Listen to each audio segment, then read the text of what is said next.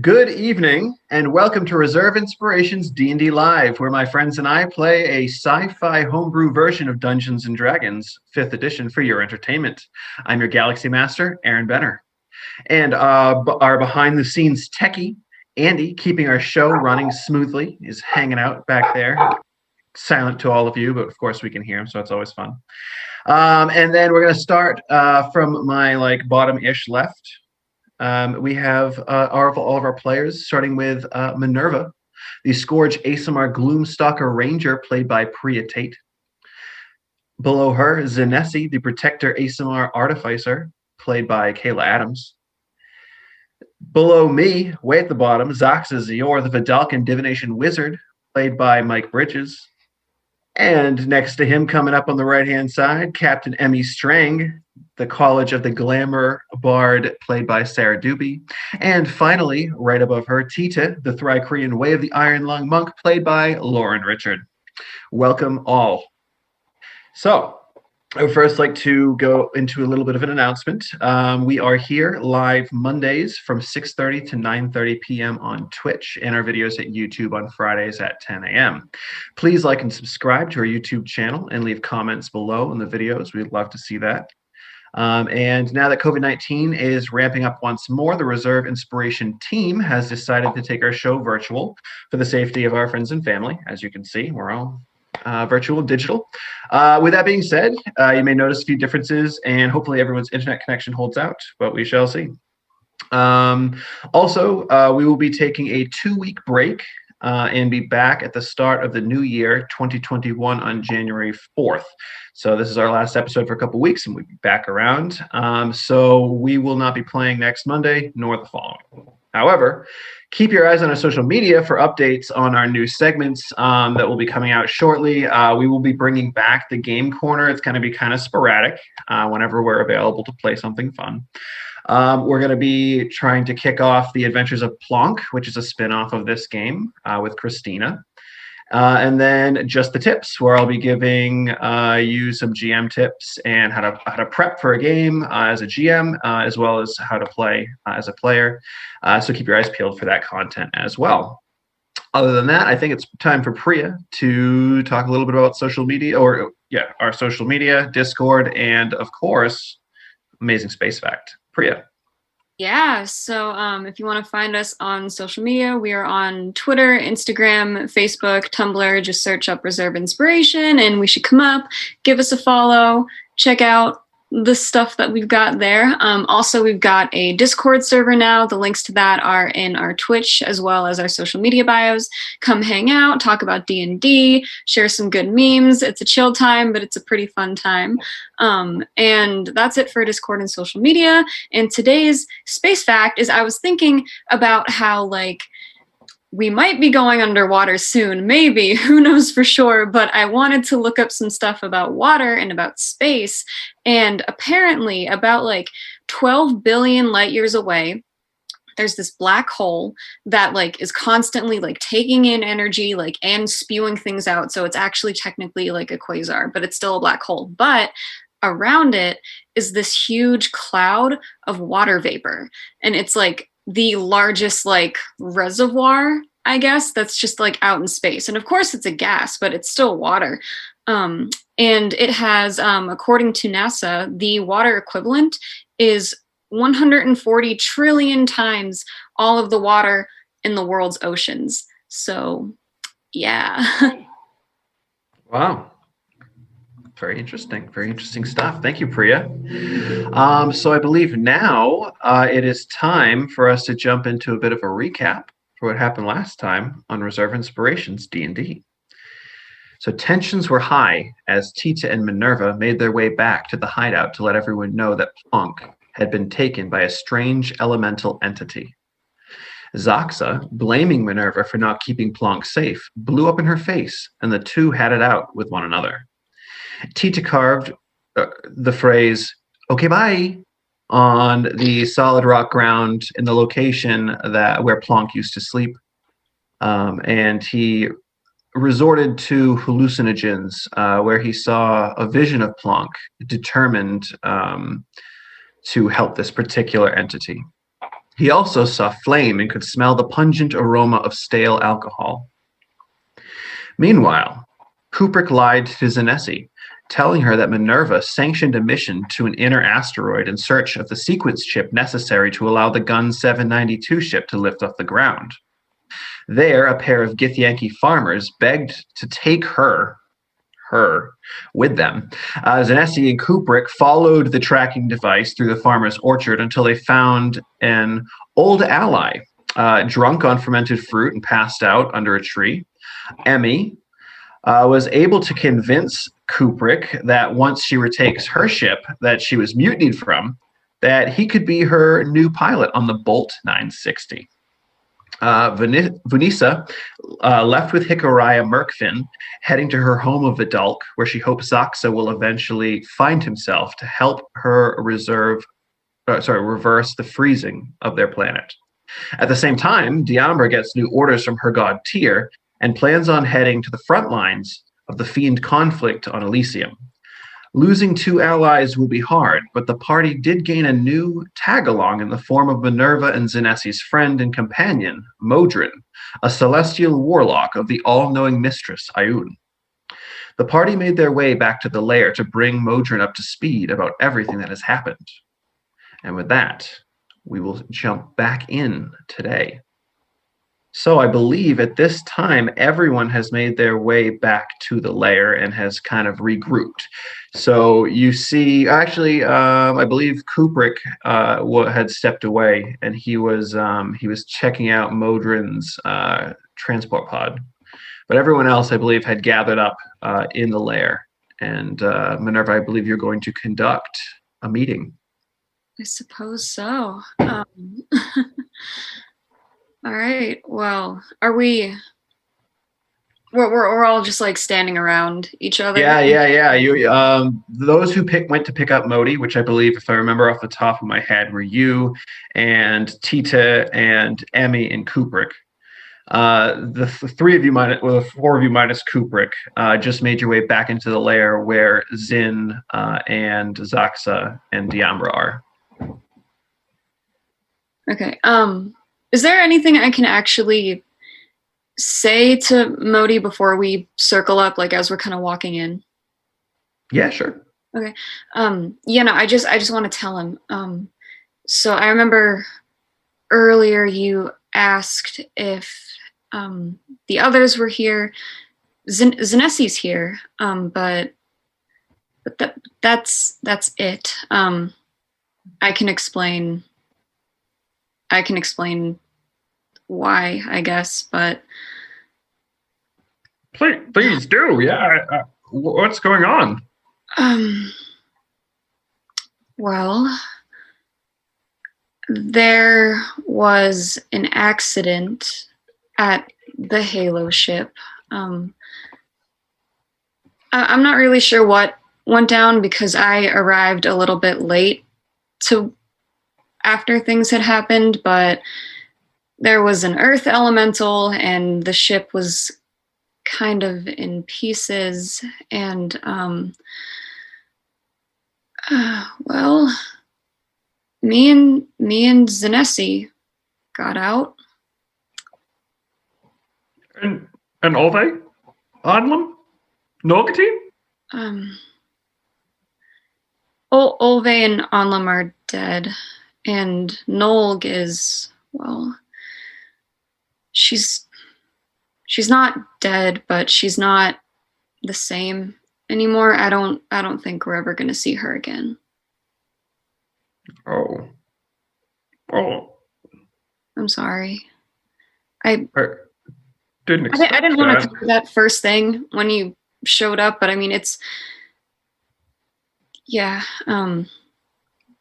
it was pretty rough. I should have been there. I shouldn't have gone to the asteroid. I should have been with them. I mean, I don't know if I don't know. Maybe it's a good thing you left. Maybe you'd be worse off if you'd stayed. But I don't know. I'm not sure where the thing came from or why it was attacking the ship, because again, I showed up a little bit late to the scene, but Well, I don't know when that happened, but the reason we were on the asteroid in the first place was because elementals were popping up kind of all over the place, and we were going there to help the farmers, and we did. Maybe we angered their mom or something. well, whatever it is, it's not your fault. You guys were just doing your job and stuff. But yeah, so it's just you, me, and Zin now, I guess. But Well, I'd like to go see her then. yeah, we can go do that. I can gather everyone together, I guess. All right. And you begin to head in with everyone. I'm assuming you let Tita kind of go ahead of you while you took Modron aside, and Emmy while you took Modron aside to say that. So yeah, you make your way in. He kind of walks behind you, a little somber, like. But once you climb up the steps to the rest of the group, and he sees Zin, his face kind of lights up again, and he goes over to, kind of expecting her to run over like she has many times before to give him a hug. And when she kind of just sits there, he cocks his head a bit and then kind of goes over to you, Zin, and he'll give you a hug. He's like, What happened to you?" Well, I have this nifty chair now. I was kind of in a coma, but it's fine because we're getting out of it, but it's fine now. And, I was gone for like 1 week. well, 1 week too long, I suppose. Or maybe just enough of a week. Oh man. Well, I'm glad you're okay, and Minerva has circled back with us. It's good to see you both. You too. So, what do we do now? I haven't heard from Azazel in a while.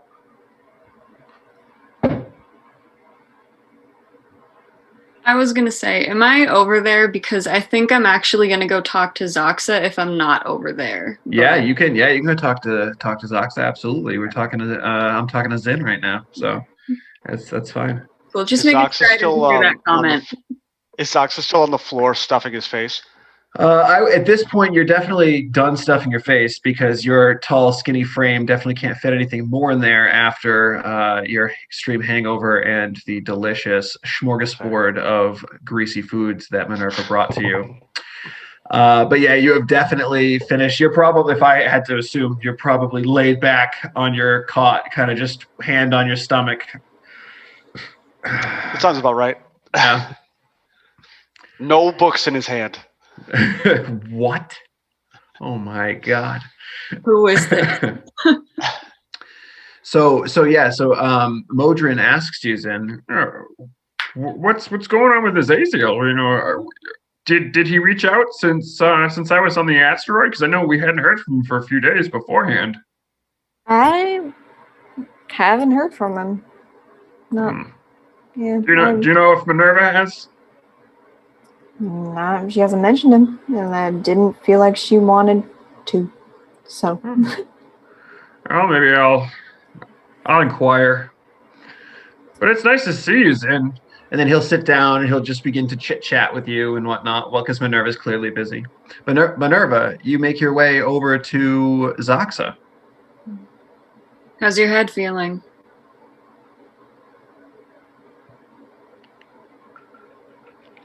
Go away. Listen, it looks like you had a rough night, and I just actually wanted to apologize. Even though I'm not really sure I'm the one that should be apologizing, I wanted to say that I'm sorry. I said earlier that you were reminding me of number one. He just said a couple things when I went with the order that made me think of this whole situation, but I shouldn't have compared you to him, because you're not like him, and I'm sorry for saying that.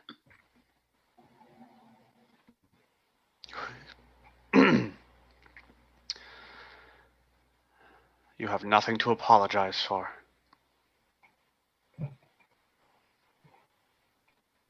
Well, are you still up for getting to Vidalk? Because if so, we've got a job to do. I'm not in the greatest shape at the moment, but I might be able to muster the strength. All right. Sounds good. Want to go talk to everyone?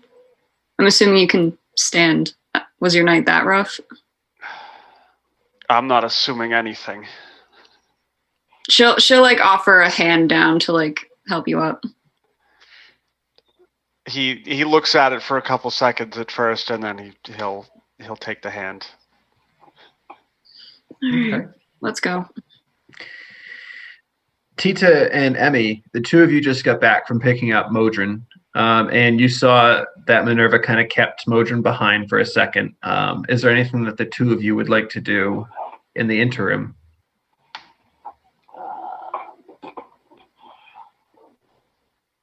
How long were we gone to get him? I'd say probably hour and a half. Is there any food left? Zoxa, is there any food left? Not in the pile that was left next to him. So no. Then I. Minerva bought enough breakfast for like 6 people. Great. Right, maybe there's like enough for one person left. Right. You got some scraps, Tita. Cool. I'm gonna go scratch my little scratchy scratch on the ground. Okay. Your little plonk words that you scratched in there. Sure. Emmy? No? I'm just trying to lay low. Yeah, just waiting for the group to congregate. All right, sounds good. After maybe like 15 minutes or so of you guys kind of doing your own thing, preparing to get together, I would say probably Minerva with the highest passive perception, followed by Tita, maybe Zin.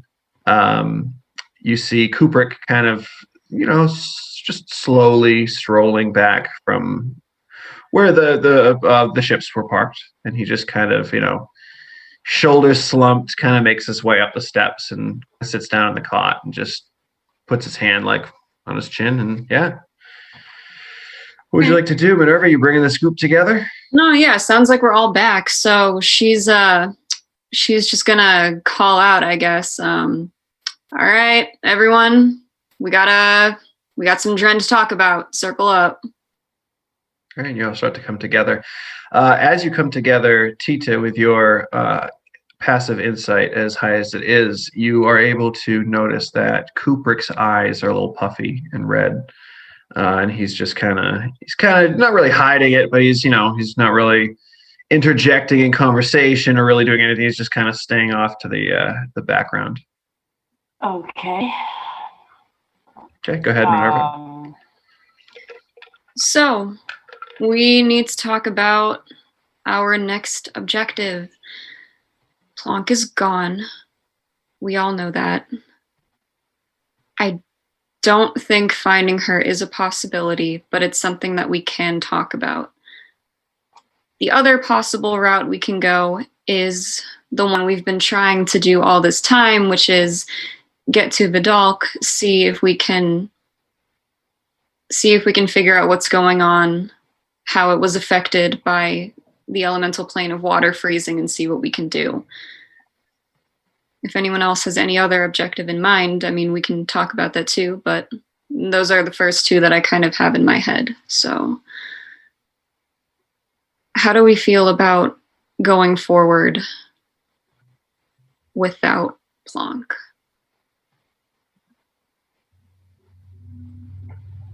I know it's not what we want to do, and it's hard.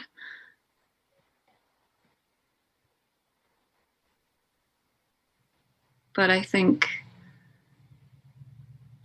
I just, I want to check in with all of you because we've still got a job to do.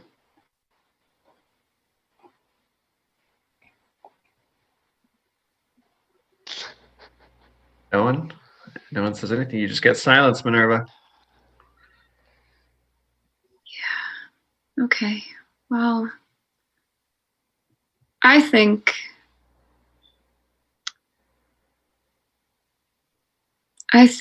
that Plonk wouldn't want us to give up on what we were trying to do. It sounds like she has a new purpose now that she's helping this entity with, but I don't think she would want us to lose faith in trying to do what we were doing before. So I guess while this is a question for the whole group, it is mostly directed at Zoxa because it does involve your home that we would be traveling to try to save. And Kubrick pipes in just real quick. He says, and now the ship's, well, I wouldn't say good to go, but it's in much better shape than it was, and it will fly. So, which is great.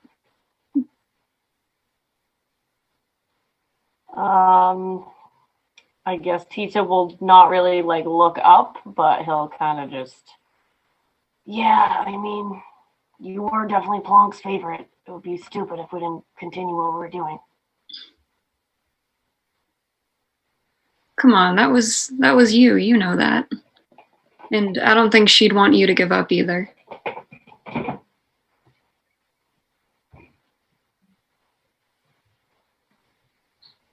He's not going to say anything.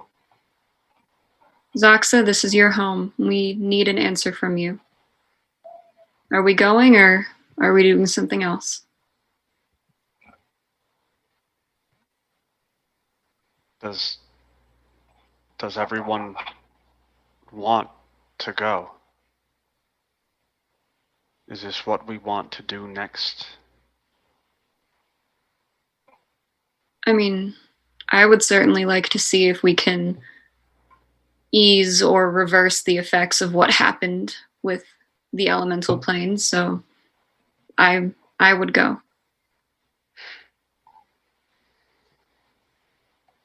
Hell, it's a whole planet of people. If we could save them, why not, right? Sure, Plonk would want us to do that. I'll stand up and I'll say, I think this sounds like a grand idea.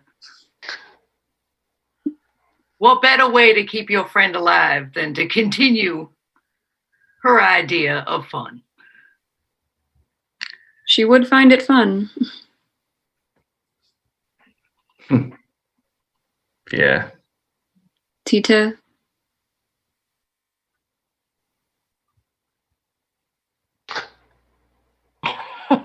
Tita? Yeah?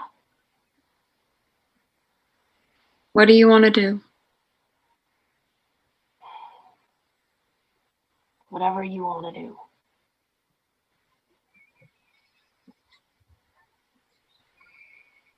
I don't think Plonk would want you to limit yourself to that.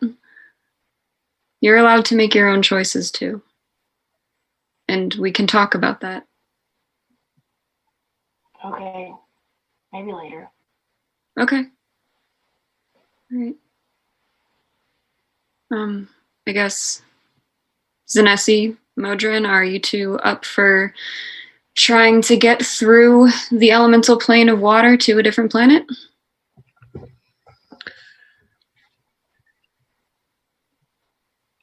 I don't see why not. I'm not sure I have much else to do, so. Minerva, I think you know that I'd follow you anywhere. Just checking. I know, but just checking. All right, well, I know this isn't the way that we want to be doing this, but I think moving forward is the best thing that we can do right now. So, since the ship is mostly up and running, that's great. we're already doing so much better than we were a little while ago. However, we're still going to need a way to actually get through the ice that is now the elemental plane of water. And to do that, we're going to need some modifications to the ship that are probably going to be quite expensive. So most of us can go with the job that I've secured for us. Meanwhile, I was going to ask if Zanesi and Kubrick, would you two be willing to do some research into how we could maybe travel through the ice with our ship? Sure. Kubrick's like, research? Yeah. Oh, that's my specialty. And you could tell with your passive insight that he is definitely trying to just be boastful, because that's not his specialty whatsoever. Nice. All right, well, I believe in you two. Okay, so if you two are doing that, then it just leaves me, Tita, Zaxa, Emmy, Modi, and Diambra's still here too, right? She is, and she did tell you last time that if you needed her, she would go with you Right. underwater. Okay. So there's 6 of us. We've got 5 helmets. And, well, Diambra, I know you don't like being underwater, but I was hoping that you'd come with us, if nothing for old time's sake. Come on, another temple. You're really going to pass that up? I suppose not. But if we need another helmet, then when we go down there, it looks like Zaxa is going without until we get another one. Well, I was actually going to say, Zaxa, if you would rather help Zanesi and Kubrick with the research, they could definitely use your mind for that. But if you want to do some exploring, you could always come with us too.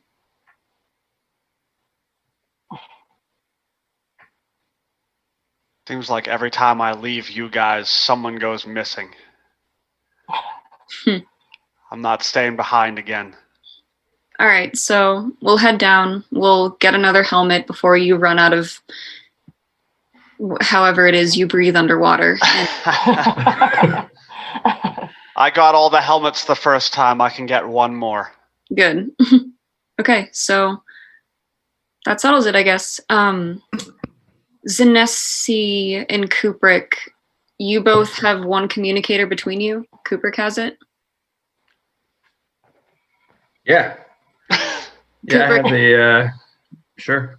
I want you to give yours to Zanesi. I mean, she invented them. Totally fair. All right, yeah. Here you go. Thank Pass this you. over. Gracias. Okay, well, I'm sure we're going to be too far away anyway, but, you know, in the off chance that we're not, reach out. Yeah, and at least if it's in Zin's hands, then there's a better chance of it. I don't know. Maybe I just didn't know how to use it or something, but No, it's all right. I mean, you know, it's her invention, so better off with her for no matter what reason, I think. But yeah, unless anyone else needs to do anything, I say we head off. yeah, team research. Woo! Okay, so yeah, he'll start heading off with Zin. Yay. She's thrilled. She seems thrilled. Yeah, oh yeah. Very excited. Diambra's like, so I am assuming that it may not be good to utilize this, and she pulls her sword from her sheath. I don't know that this will be very useful underwater. Any suggestions? A trident or a spear, if you either have any or would know where to get one quick. I don't, but I can try to find something, I suppose, on the way. I mean, I'm sure we'll pass a shop along the way to the docks, so. Didn't you buy like a bunch of spears? I bought one trident and like 3 nets. Oh, you bought a bunch of nets. And then I bought a trident and then like darts, so nothing else useful either. Okay. Perfect. I almost bought 2 tridents, but then I didn't. So then I will head out now and see if I can find something, and I will meet you at the water's edge. All right. Sounds good. She heads out. How about the rest of you? I mean, like, unless anyone protests, I'm just going to start walking. Okay. So you're just heading to the base of the mountain, because you're from the water. Yeah. Okay, so everyone else following? Emmy, Zaxa, Tito? Slowly. Yeah, miserably. I guess. All right. I'm assuming you're bringing everything that you'll need for this journey?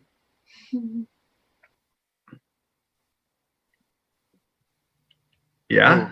Who was that question to? Those of you, all of you, those of you who are leaving. Yeah. Of course. Yeah. Of course. As We're gonna we leave always do. unprepared, right? Like, I am always armed to the teeth. I'm just Very gonna good. though, before we go underwater, she's just gonna like lick her hand and slick her hair so that it goes down. From past experience, I do believe it's not a good idea to bring flames underwater. Yeah. what happened last time? It's a story for another time. Okay. All right. So Modron is like, So how long is it going to take us to get over there? Wait, like just to walk like to the water's edge, or yeah. to? Well, water's edge, sure. Yeah. Well, I mean, it's a bit of a walk. Okay. No, just wondering. Oh, all right. Yeah. Well, I guess. I mean, I could give you guys the specificities of what we're doing now, or I guess since Diambra's not here, maybe I should wait till she's back. But the gist of it involves we're trying to find a bust of an old goddess that is in a temple in a trench in Muspelheim. Which goddess? What was her name? Airdrie. Frania? Goddess, wind, clouds, storms, I think. Storms, yeah. Oh, I know. Yeah, well, I know a bit about her. Yeah. Oh, you do? Heard of her before. Yeah. Mm-hmm. Yeah, she's one of our clients' favorite goddesses. So, yeah. Interesting. We're getting paid big money for this. And how much were you getting paid? I believe she said like 1,000 credits, somewhere around there. It's pretty nice. Mm-hmm. All right. So I guess a little mercenary work is instead of what we normally do should be fine. Oh, it pays well. It does. All right. all right. So the group of you, is there anything that you'd like to do on the way to the water? Trying to figure out if there's actually any spells that would make sense for you to cast underwater. And then realize that I will not be able to use my book, so I'm not doing that. I'm gonna pull out my little violin type instrument and start playing like what sounds like Eye of the Tiger. Everybody, I'm gonna use my bardic inspiration to make sure everybody's like getting pumped for it. Nice. Is this the one that gives temporary hit points to someone? I believe so. Well, for 10 minutes. I mean, hopefully we're going to get there soon. We'll say that you do that once you get to the water's edge. How's that? Yeah, they can. While you're waiting for Diambra. Yeah, they can add 1d8 to an ability check. Okay, so you're doing a regular inspiration then. Yeah. Okay. I mean, I don't need to enthralling performance. We don't have anybody else that's around. True, very, very true. Who would you like to give that bardic inspiration to? It goes to at least 3 people that are closest to me, so I don't know who would be near me. Okay. I know regular bardic inspiration is 1, so it must be a special thing. Oh, wait. A glamour bard thing? Maybe. Oh, yeah, you're right. It's just one person. Yeah, I thought so. Try and That's all pick out right. whoever looks the saddest and go for that. Saddest. I probably is it Zoxa or is it Ooh, Tita? no. Not saddest. I'm look the most miserable. Yeah, I think Tita looks the saddest at the moment. Yeah, probably. Yeah. You can't tell how Minerva looks because she's got that mask on. Yeah. Crying this whole no. Yeah, tears Dripping streaming water. down. Tears. All right, so Tita's getting it. Yeah, I would wait. assume that we were the closest to each other. All right, what am I getting? So Tita, you have a bardic inspiration, so you get a D8 in the next 10 minutes to any one roll that you make, whether it's a saving throw, attack roll, or ability check. Oh, like I can pick it, like I can roll crappy and then be like, "Yo, I want to use my thing," or do I have to do it at once? No, that's how it works. Yeah, Okay, you can decide to use it after you see your result. So, Perfect. but that's only for the next 10 minutes, so keep that in mind. Okay. Let's keep it moving. So you see Diambra making her way down the rock cliff edge, down the steps, and she kind of gives you a bit of a wave. She has a spear in hand. Hold on, let me just make sure that I gave her a spear. It might be a trident. Nope, it's a spear. Okay, she has a spear.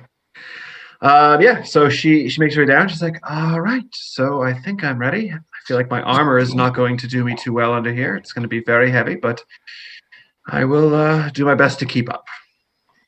All right. Well, now that we're all here, I already told the group a little bit about this, but I guess I can give everyone the details now.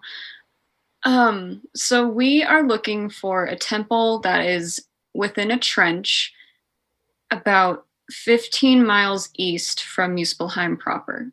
So it's going to be a little bit of a ways that we have to travel once we get down to the city in order to find this place. But once we get there, we find the temple. There should be I want to say that she described it as like some sort of tunnel that leads to a chamber where a bunch of treasure is. And we are there to find the bust statue of a goddess that kind of resembles a cloud. Her hair. Can y'all hear my dogs? Oh, that's what that is. I was that's wondering what that is. Yeah. Yeah, it's I thought someone was like kneeing their desk or something. No, I've got a huge dog. Nice. All right. So, hello, puppers. All right. So, Minerva, you are telling everyone about this job. Continue. Yeah. Well, I mean, that's almost it.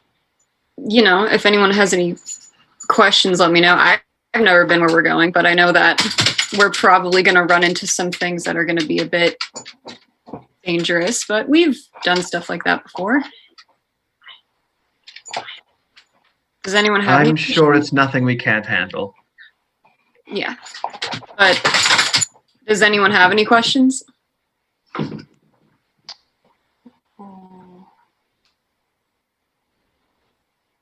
gonna carry it back? I mean, me or Diambra could do it. I don't think that should be any trouble.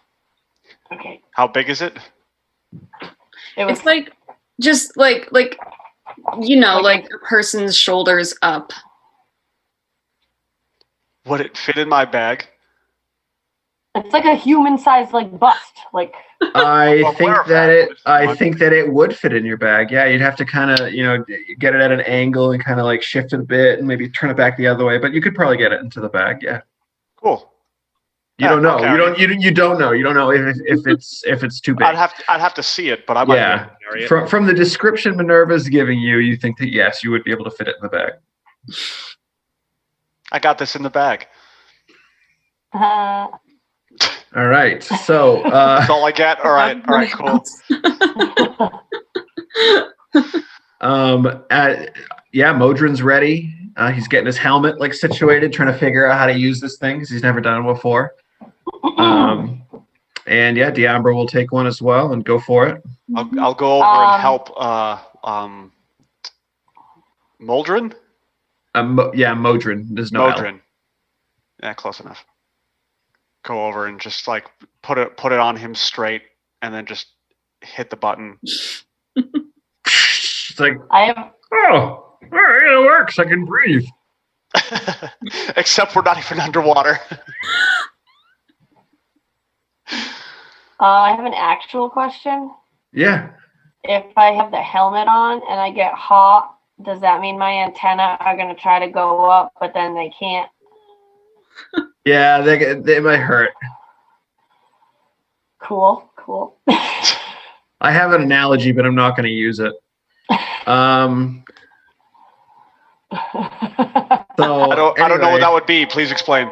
Nope, it's not happening. Inappropriate for children under I don't even know what age. Would I even know that though as Tita? Because like have I even been in the water? Your planet doesn't really have much. You just like drink the little moisture that comes through the walls of the caves and stuff. All right, so then I guess I would literally ask, "Hey, So- Zoxa." So he's a window licker.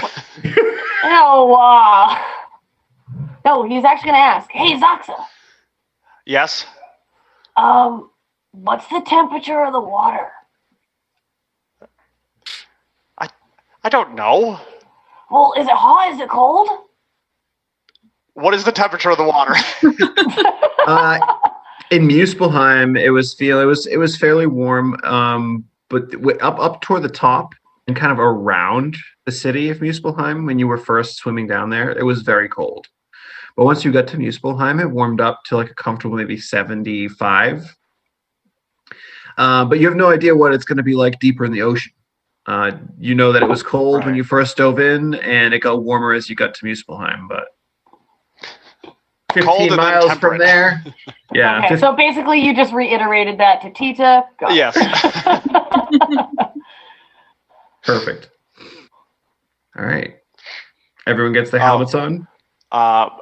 Before we jump in, I will say there is a quick way to the city. I will show you. So Lead the follow way. me. Okay, great. So you all jump in? Mhm. All right. Zin, you and Kubrick, and you are muted. There you go. Not anymore. All right, so you and Kubrick. Team research. Kubrick's like, Research. so I assume that there's some sort of library they want us to go to here? Oh God. I would also assume so. But we Haven't you been here before? Oh, I'm from here, but I don't visit the library very often. Never So. seen a book in his life. Idiot. Cool. So it sounds like we need directions. Yeah, probably. Lovely. If you want to make an investigation check. Oh boy, would I. Do I ever? Oh. Oh, what? That's a 9. 9, yeah. Kubrick also rolled a total of 9. Nice. So Team research is looking good. Together, You that's guys- 18. They're Yeah. gonna find the library as it's closing. They're gonna walk up. It's gonna be like the last minute. The Yeah. doors. So You're yeah, so sleeping. Zin, the two of you, it takes you some time, probably a couple hours. You find someone, and you even ask, and you're like, hey, I'm looking for the library. Any idea where it might be? And they just kind of look at you, wild-eyed, and then look at your chair, and then look up at Kubrick, roll their eyes, and then leave. Well, that's rude. Well, hey, Right? that's what happens. That's what happens when you're walking around with Kubrick. I mean, that's Wait, fair. That's totally fair. Everyone hate Kubrick? Well, No, Zin doesn't What? hate Kubrick. No, no, he meant Just like random society. passerbys He meant hate society. Kubrick? I meant society. I was going to say Yeah, you all- didn't say anything. Society has moved past the need for Kubrick. No. Yeah. So yeah, Zin, Whatever. it's going to take you some time. So eventually we will get back to the library. But start thinking about what you want to research, because Okay. yeah.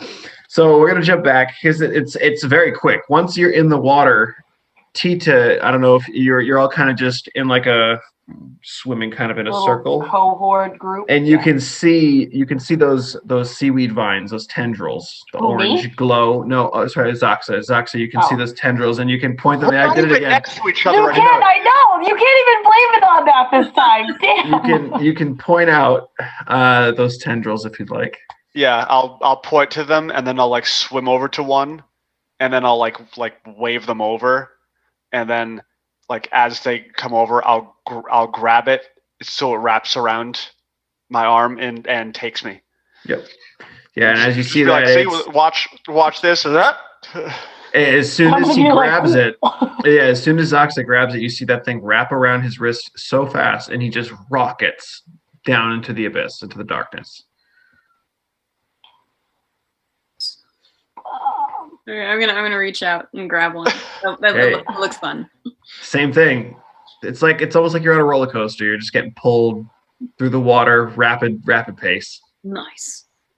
Yeah, I'm gonna like look and be like, "Ooh," like shoulder shrug, and then just grab one. He kind of nods with you at the same time and does the same thing, grabs one. I'm holding on to it though with my big and my little arm from one side because I didn't trust the. I mean, you see Deambra kind of look at you, and she's just like,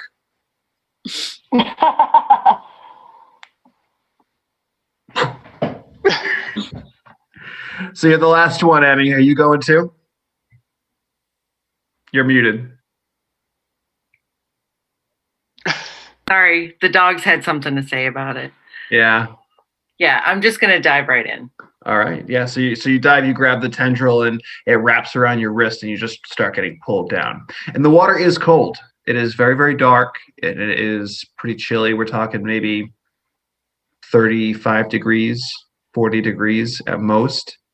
But after 30 seconds, the water starts to get warmer a bit. As you're getting pulled, you can see schools of fish swim by. You can see other bits of seaweed and vegetation growing under the waves as you get pulled further and further down. And as you go further, you feel the water begin to get warmer and warmer until you can now see a slight green glow coming from the bottom of the ocean. And as you rocket further and further, the glow expands, and you can start to make out buildings and other structures. You get pulled directly to the center of Muspelheim Prime. And yeah, Zaxa, you can kind of lead them. What you see is you kind of land right in the center of this square. There are a few businesses around, and the way it looks is just very odd for those who haven't been down here, which I believe is everyone except Tita. Emmy, I know you've come to Muspelheim once, or did I say Tita again? Yeah. Zaxa, sorry. If I don't know why I do that. Maybe you could just trade names. Like we look so alike. I mean, we have the same beard, the same. I mean, my beard is the same color as your hair. Is that it? That's it. So Emmy, I think you've been down there once or twice for reasons you would know. But yeah, besides that, none of you have been here. And the way it looks is the ground itself it's just like maybe a foot long seaweed that just kind of moves with the current. And you can see all these buildings are kind of floating aloft, held by these large chains that are built into the ground below. And some of the buildings are 1 story, some are 2. They have windows carved out, but they're all made of coral or shells or like large rock type structures. So it's pretty interesting to see something like that. But Zaxa, the world is your oyster. What would you like to do? Good pun. I'm going to start to head to the helmet guy's shop and then realize that I do not have the credits to buy one, and then I'm going to get Minerva and we are going to head to the helmet guy's shop. That's probably a good plan.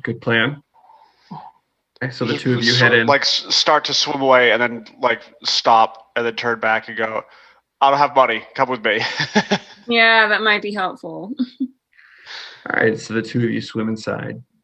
And you, Zaxa, you see a familiar Triton gentleman, potbelly, wearing scales around the chin. And he kind of turns to you. He's like, "Oh, great, you're back. What do you want?" One more helmet, please. Mm-hmm. Purchase. Mm-hmm. He turns around. He'll take it. Yeah, puts it through. Zaxa, you might have to remind me. I think was it 15 or 10 for? I think 10 was the rental per day. 10 was the rental per day, and you got half of it back upon a swift return. That's right. Right. So if you're purchasing, I believe we said 15 for a purchase, right? We'll go 10. We'll go 10 because you wouldn't get the 5 back if you kept it. So that's like you're purchasing it. So we'll go with 10. Okay. Easy enough. 10 credits taken off your card. He just kind of hands it over to you, Zaxa.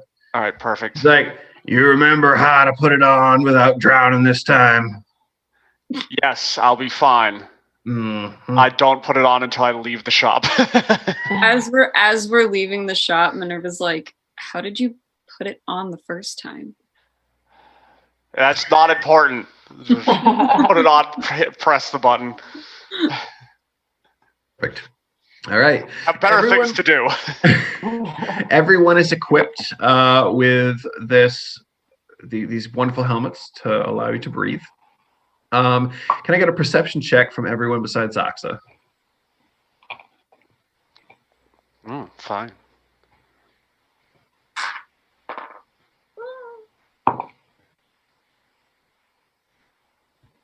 Mm, 16.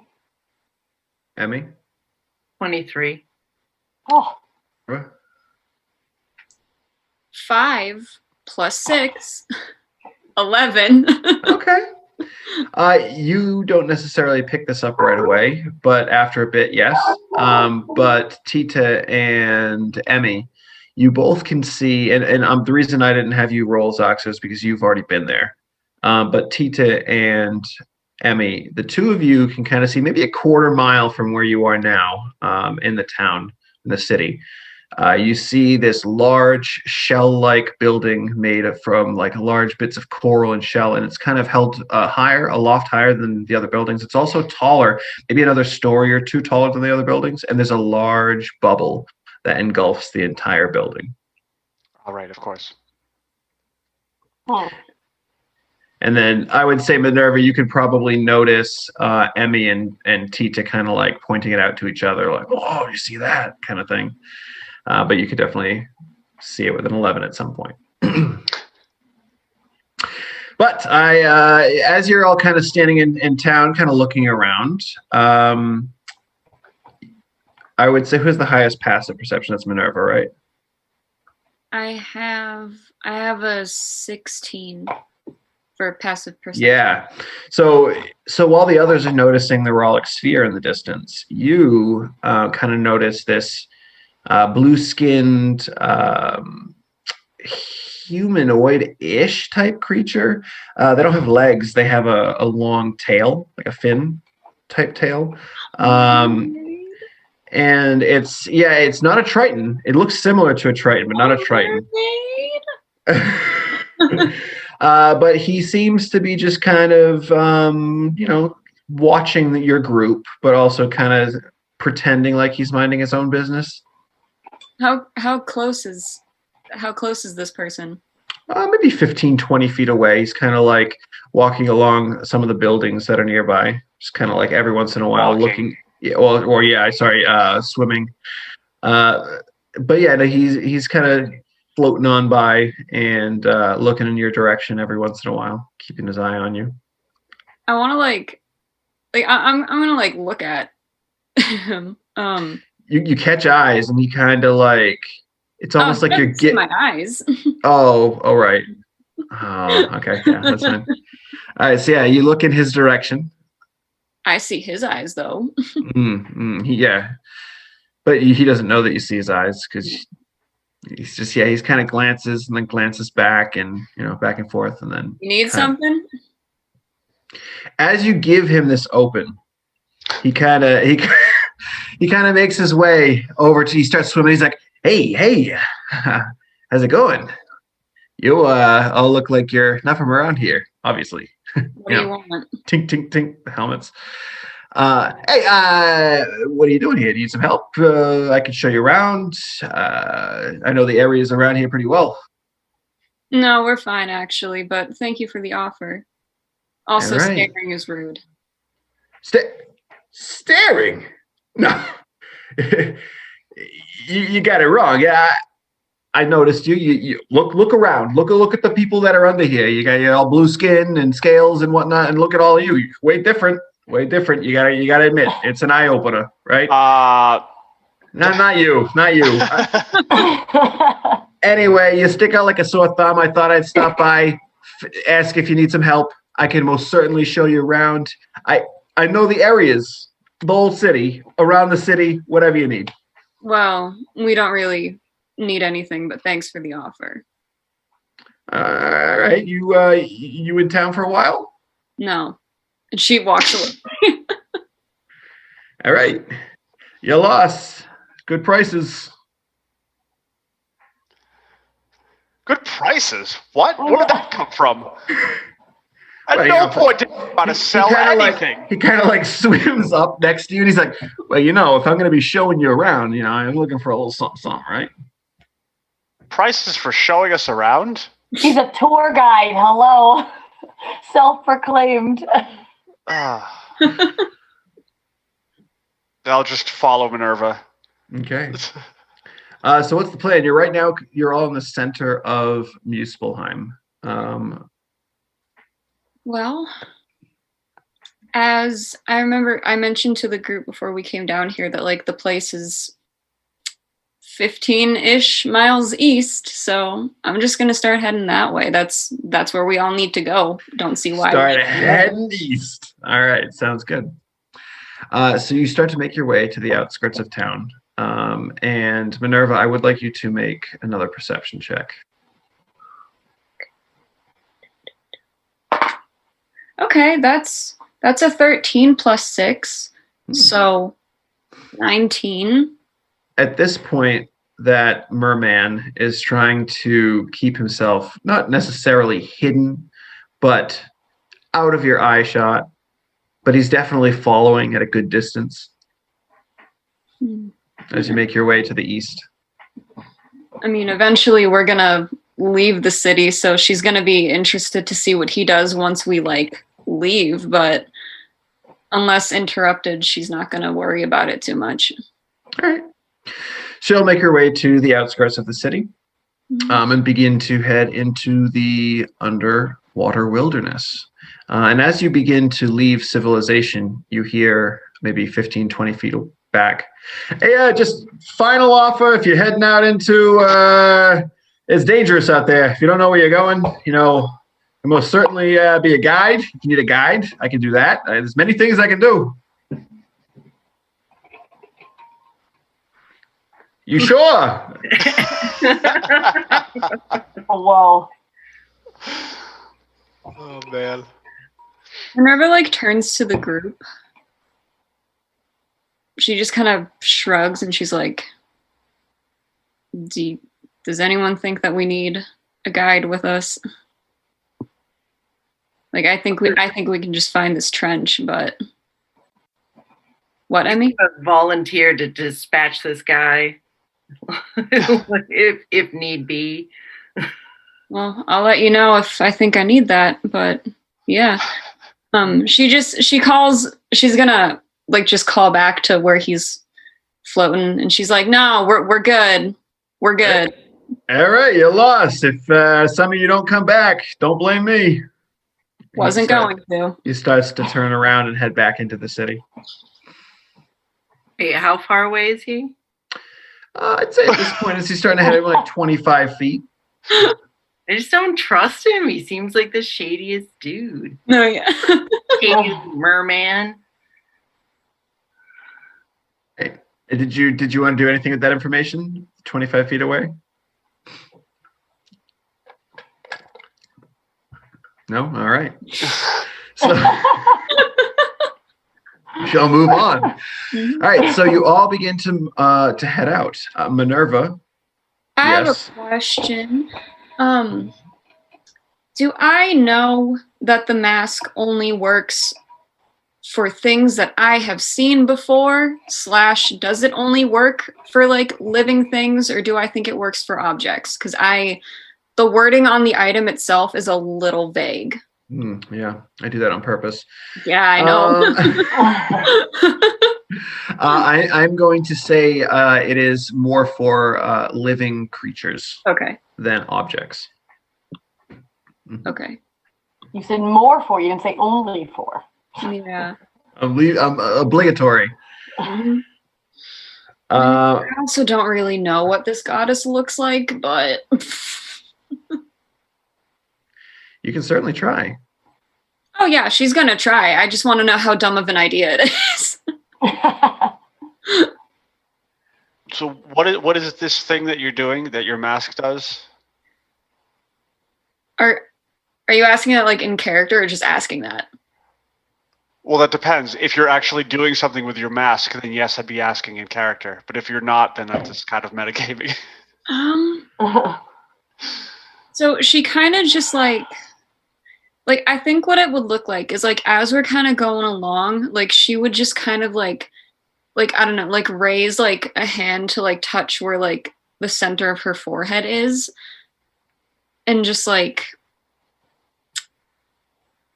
it looks like she's trying to like do something, but I don't know if anything happens. Yeah, so focusing in on it, give me a wisdom check at disadvantage. That's a 5. Okay.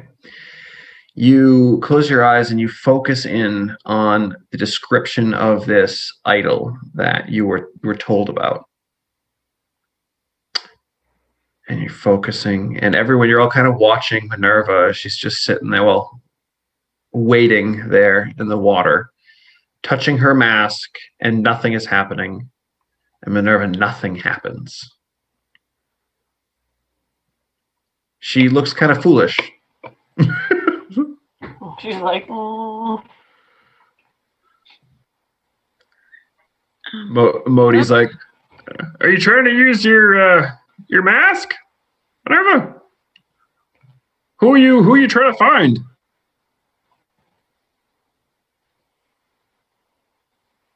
I'm confused how he knows I can do that because I haven't told him that. oh, you're completely right. I'm just gonna cancel that whole thing. I was about to be like, sorry. you? I'm crossing Halo with Obsidian. How many factions do I belong to? So yeah. So wrong. He just kind of looks at you weird. My heart almost dropped out of my stomach. Oh my God. That was great to watch your face on that, because there was just complete confusion. Well, I guess she just kind of she's frustrated, but she's just gonna get up and keep going east, I guess, if this isn't gonna help her. Okay. Are you leading the way? Who's leading the way, I should say? I mean, like I can, I guess. Okay. So you're leading the way. Is anyone keeping an eye out as Minerva is trying to look at the foliage and keep her direction east? Still I watching can for the handle. overhead. What's Axa? I can handle making sure that we're still traveling east. Oh yes, you can definitely. If any time that Minerva starts to go off track, you can kind of point her back in that direction. Okay, so you'll assist Minerva. I'm just like moping, walking, so I'm just following. Well, you're swimming, but yeah. Well, yeah. And you're all at half movement as well, because you were swimming. So Diambra is, you can tell, even with her. Actually, let's see how Diambra is doing. Let's roll.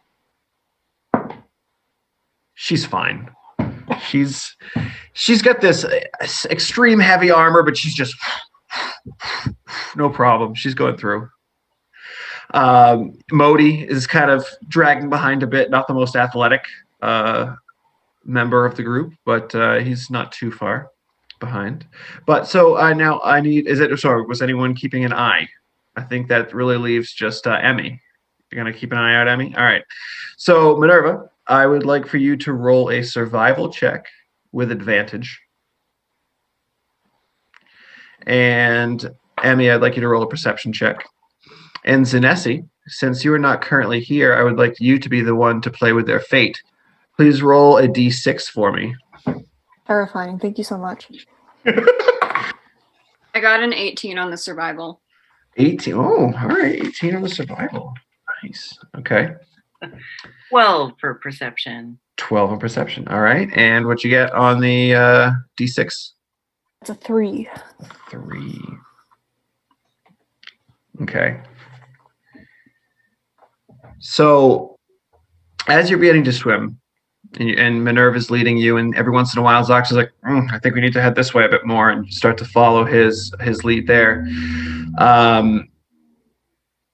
You can see, Emmy, that as you are all swimming up ahead, there's something swirling, maybe? You can't really tell.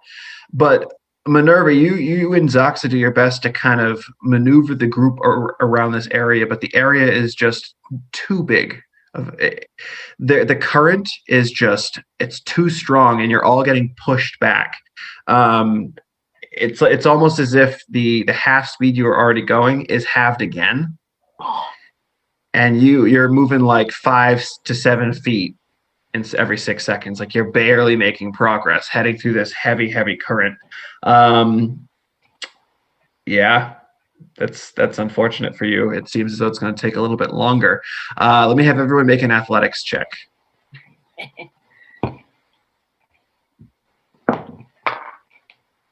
Ooh. Oh.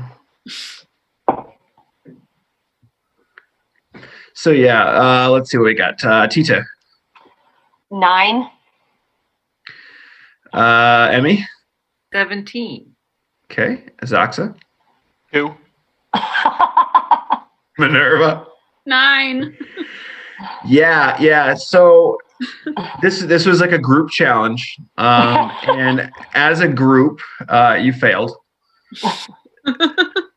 Did anyone even pass individually? Well, Emmy, you had Emmy? 17, right? Oh, okay. And Diambra had 24. All right. Other than that, everyone else is pretty bad. So, unfortunately, this first leg of your journey, you've made almost no progress, and you've made no time on this journey. So Cool. it takes you probably a half of a day to get as far as you did, which is almost nothing from this current. Cool. But you push past the current eventually, and it seems like it might be smooth sailing from here. Why don't we have, let's see. Always seems like smooth sailing. Emmy, Yeah. do you want to attempt fate? Yes, always. Of course. Why do you even say? I do. Roll for me another d6, please.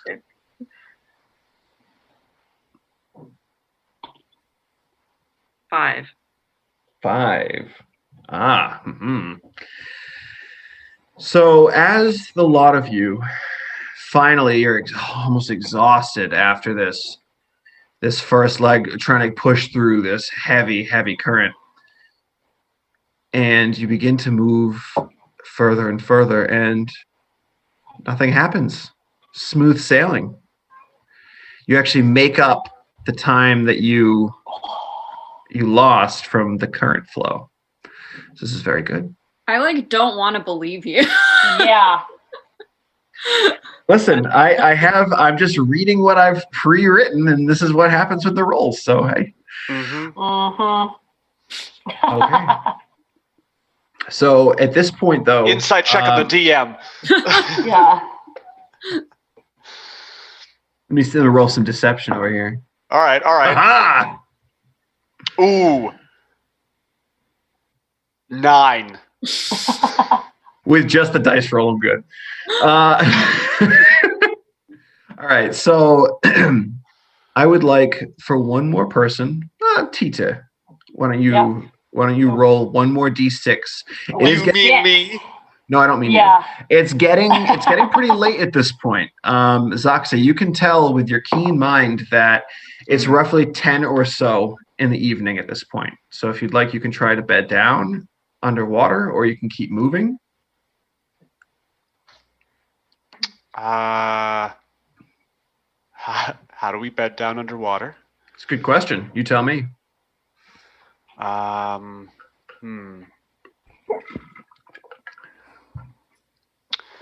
Do I have to take my spell book out to cast spells?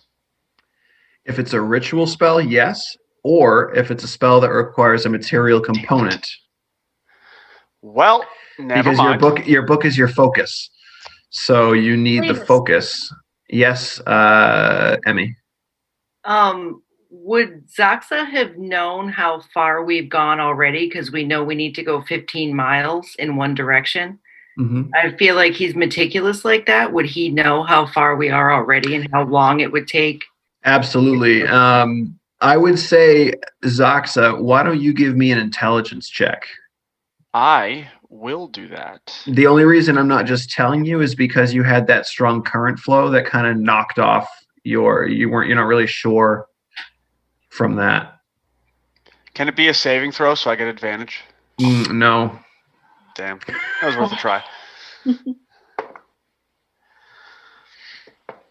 All right. That is a 7. 7, yeah. You are not really sure. It was tough to tell because of the heavy current. You think maybe you're roughly halfway there, but you don't know for sure. But with this, you decide, think about it. How do you want to set up some type of camp or continue moving? And we're going to head to Zinn and Kubrick now. At the library. Finally made it. So the two of you, Zinn, you make your way and eventually you find it. And you're like, how the hell did we miss this in the first place? It's a huge sprawling building kind of on another piece of the mountain that juts up.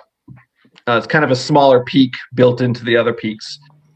But as you make your way there, you can see it's almost kind of like this library is similar to some type of monastery of sorts. There's a lot of topiaries as you're heading in. You can see there are small towels or blankets that are laid out and people are praying and meditating on them. And you make your way inside, and entering in, you step inside to this massive entryway foyer, and you can see kind of maybe 50 feet ahead, there is a small counter where there is a woman of some sort. Maybe from where you are, it's difficult to tell. Maybe ASMR like you're not sure. But yeah, working the front desk and just all around. In this area, there are tons, maybe 15 to 20 tables with chairs surrounding them for research and whatnot. And you can just see around this entire building, a couple 100 feet long and wide, just filled with stacks and stacks of books. You have those tall ladders that slide kind of all the way around the bookcases. A big fireplace built into a column right in the center that goes all the way through the ceiling. And then you can see this kind of like a fireplace on each of the 4 sides of this particular pillar. And yeah, you're more than welcome to do what you'd like. And as you step inside, Kubrick is like, wow, this is a really nice place. And you just see like 6 different people from all different corners of it. Was like, shh. Sorry.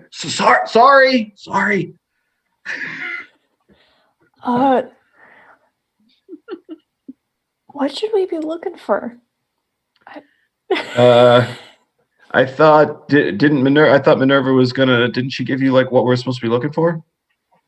I mean, she mentioned something about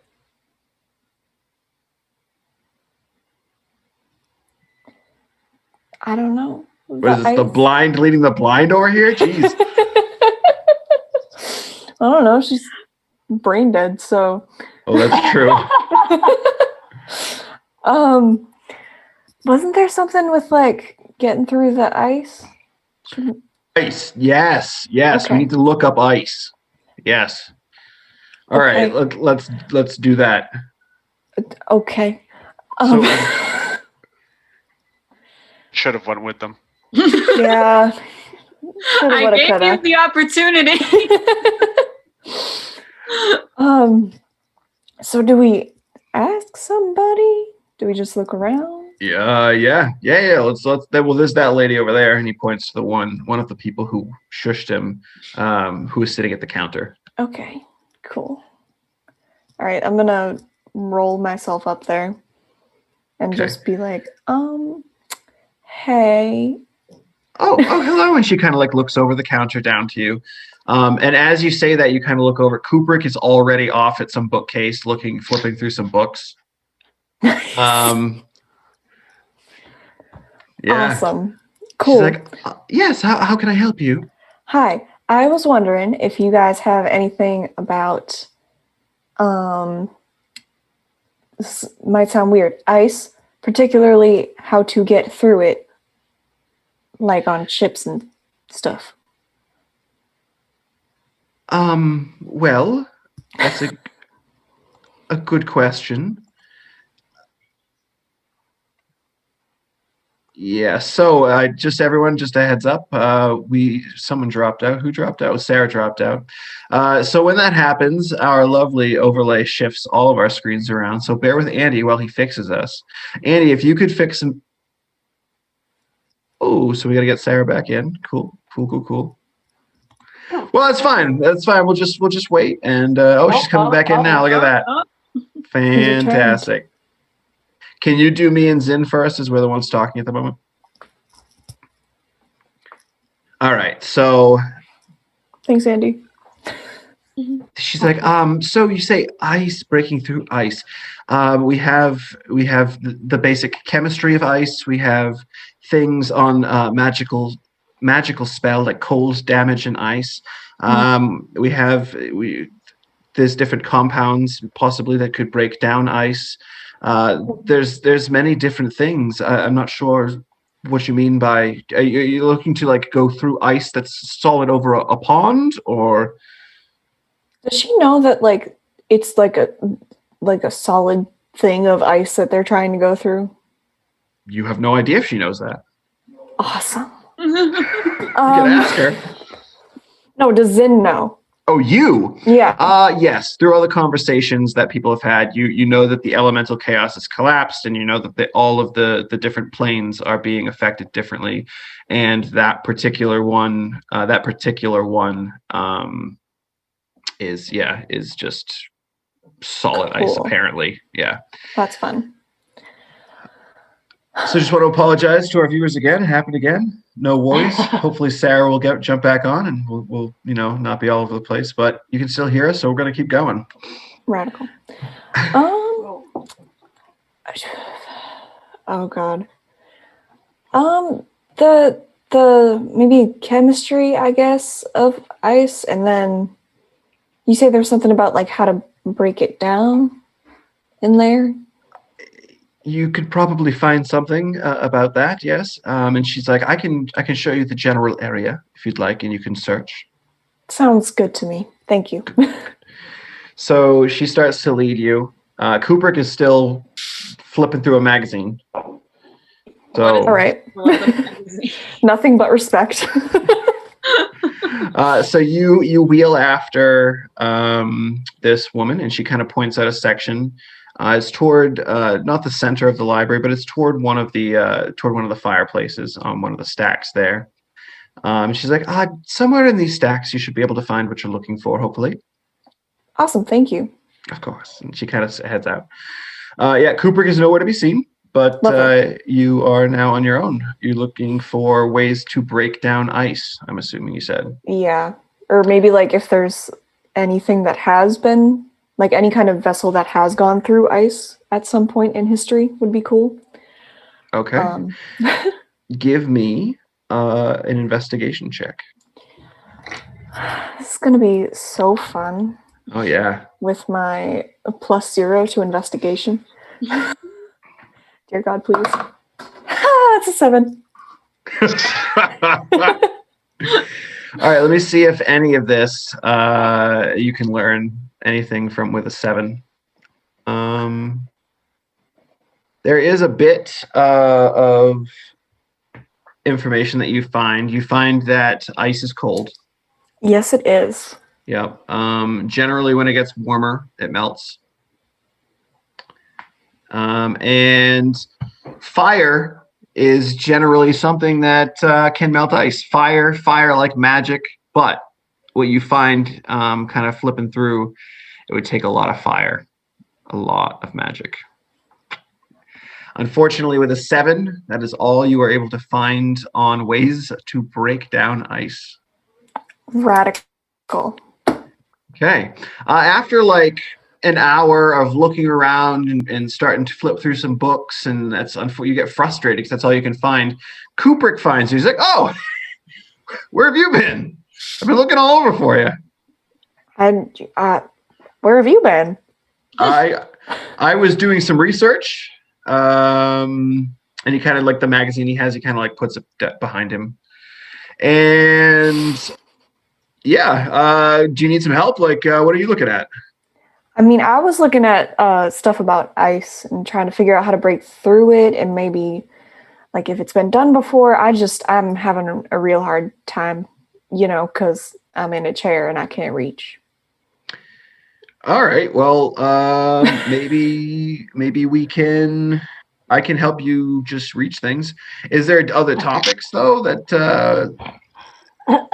we're supposed to look up besides ice? Because that was your one chance to find something on ice there. Yeah, I know. Because a human grab the arm. She was trying to make it seem like she didn't have a brain fart. I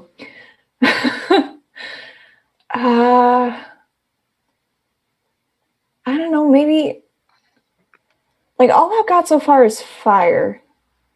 And that's good. So that's my only lead, right? Really. Maybe we could look at something like ships or Looking into ships, yeah. For what? Like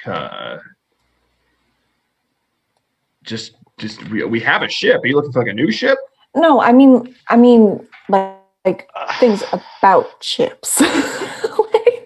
She's like grasping at straws. She doesn't know what she's talking about. All right. Yeah, we can start looking for things about ships. And as the two of you begin to start searching for things about ships, we're going to take a quick break. Hopefully, we'll get our technical issues fixed while we're on break. But we should be back in 5 to 10 minutes, and we'll see all you then. Thanks so much for staying tuned.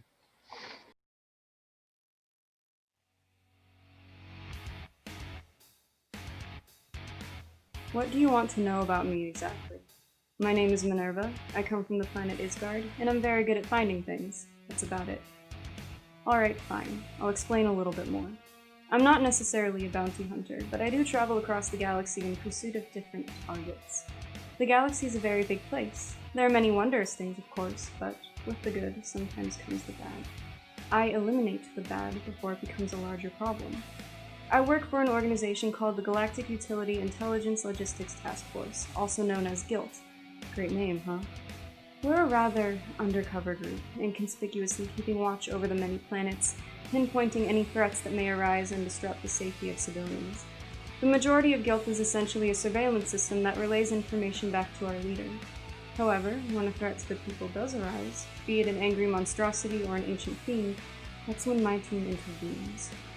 We are a subset of GILT, known as the Special Protection Investigative Tactical Exploration Team, or the SPITE team for short. There are 6 ASMR on this team, including myself, each one of us with a different skill set. I contribute the ability to track down our target once we're in its proximity. I'm not bad with a blade or two either. Working with the team is alright.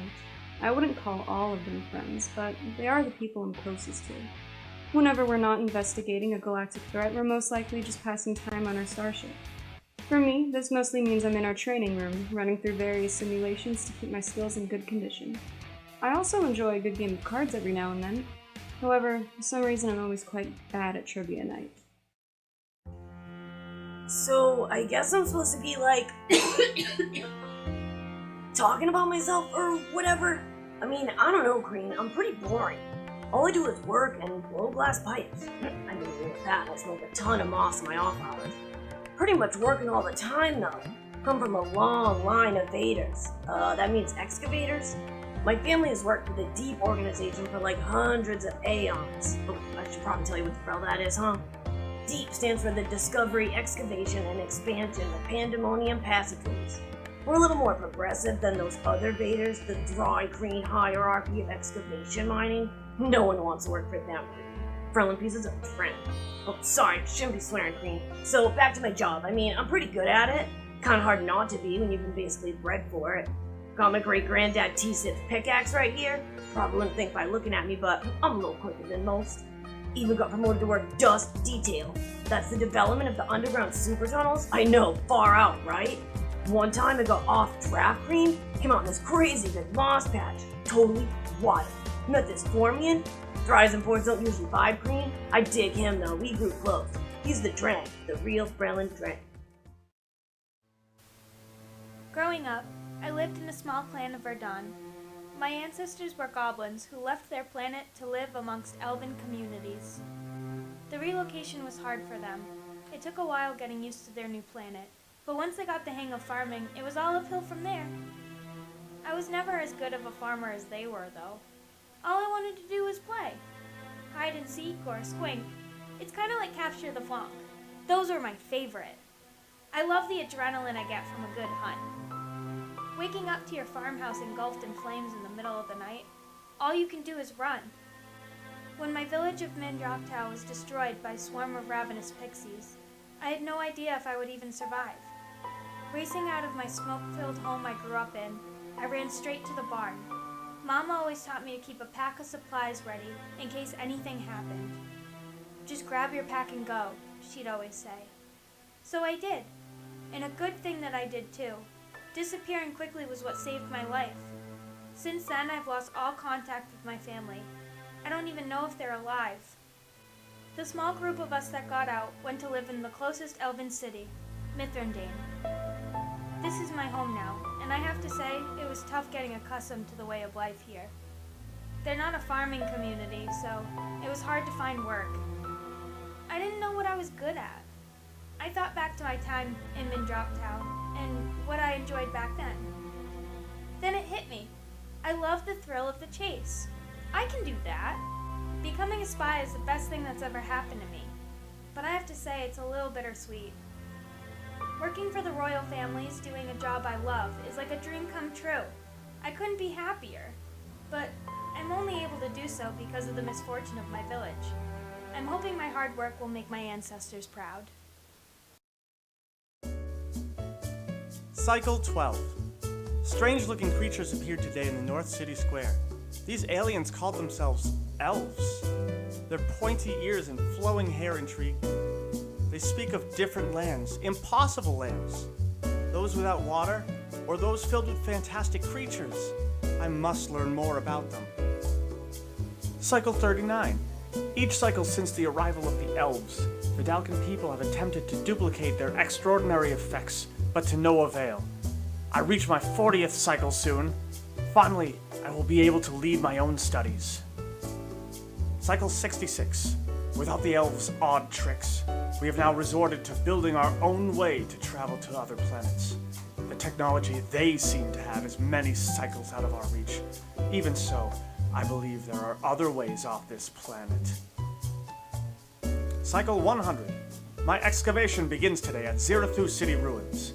Managing to rope in both Vudila and Zixat into my hypothesis, I have much to discover. Not even the elves know what lies beyond the impossible depths. I know I will find answers there.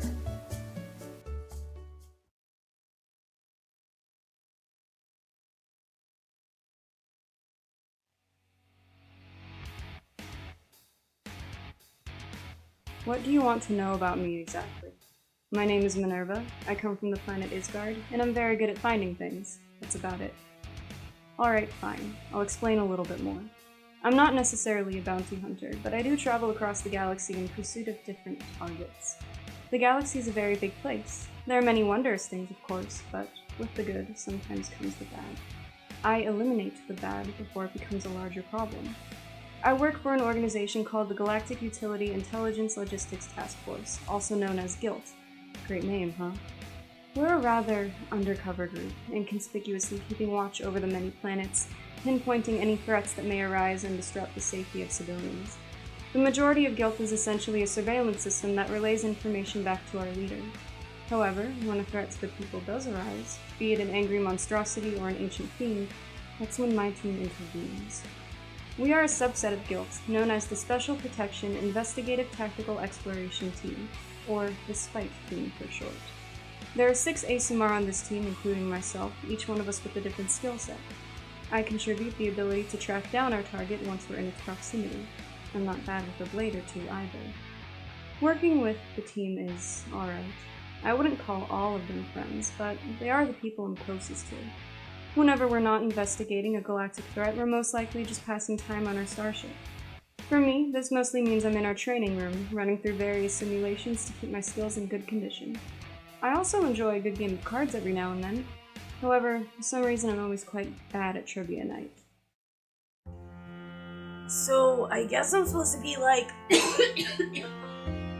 talking about myself or whatever. I mean, I don't know, Green. I'm pretty boring. All I do is work and blow glass pipes. I mean, with that, I smoke a ton of moss in my off hours. Pretty much working all the time, though. Come from a long line of vaders. That means excavators. My family has worked with a deep organization for like hundreds of aeons. Oh, I should probably tell you what the hell that is, huh?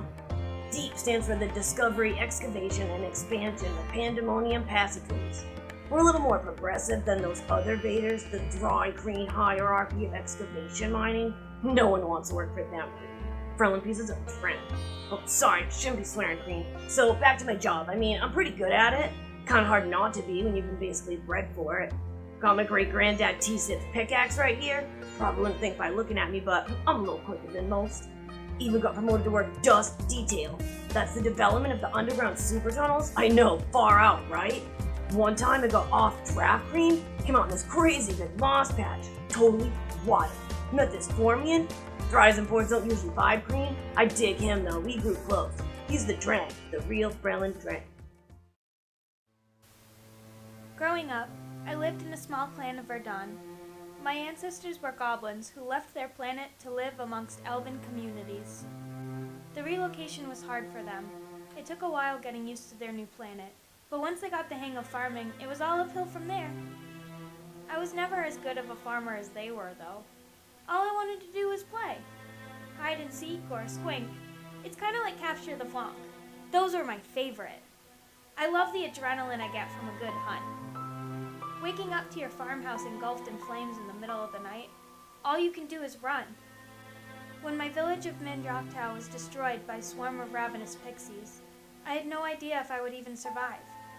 Racing out of my smoke-filled home I grew up in, I ran straight to the barn. Mama always taught me to keep a pack of supplies ready in case anything happened. Just grab your pack and go, she'd always say.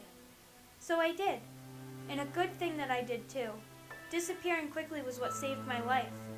Since then, I've lost all contact with my family. I don't even know if they're alive. The small group of us that got out went to live in the closest elven city, Mithrandane. This is my home now, and I have to say, it was tough getting accustomed to the way of life here. They're not a farming community, so it was hard to find work. I didn't know what I was good at. I thought back to my time in Mindroctow and what I enjoyed back then. Then it hit me. I love the thrill of the chase. I can do that. Becoming a spy is the best thing that's ever happened to me. But I have to say it's a little bittersweet. Working for the royal families, doing a job I love, is like a dream come true. I couldn't be happier. But I'm only able to do so because of the misfortune of my village. I'm hoping my hard work will make my ancestors proud. Cycle 12. Strange-looking creatures appeared today in the North City Square. These aliens called themselves elves. Their pointy ears and flowing hair intrigue. They speak of different lands, impossible lands. Those without water, or those filled with fantastic creatures. I must learn more about them. Cycle 39. Each cycle since the arrival of the elves, the Dalkin people have attempted to duplicate their extraordinary effects, but to no avail. I reach my 40th cycle soon. Finally, I will be able to lead my own studies. Cycle 60. And welcome back. All right, so I remember that we were about to have Kubrick and Zinn start to go look into a new topic, while the rest of the party is figuring out what they're going to do for camping purposes or move through the night. What would you like to do, group? I don't think we should move through the night. I think. Well, I was gonna say, how tired are we from our rigorous swimming that we've been doing? It was definitely rigorous.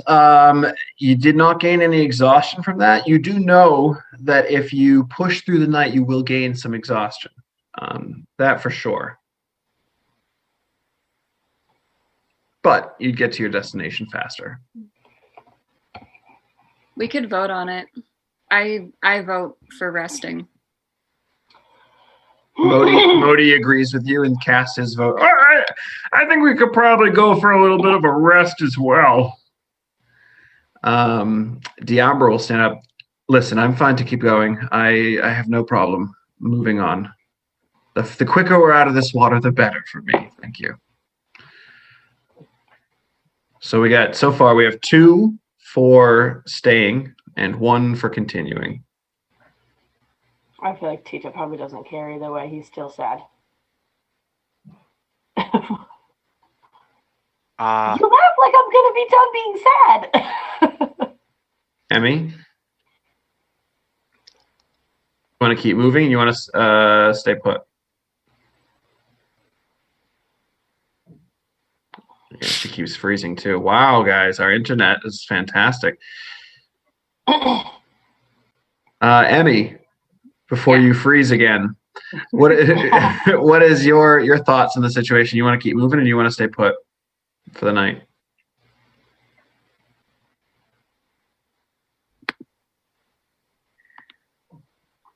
I don't even think you guys can hear me. Yeah, I can hear you. I can hear you. I can hear you.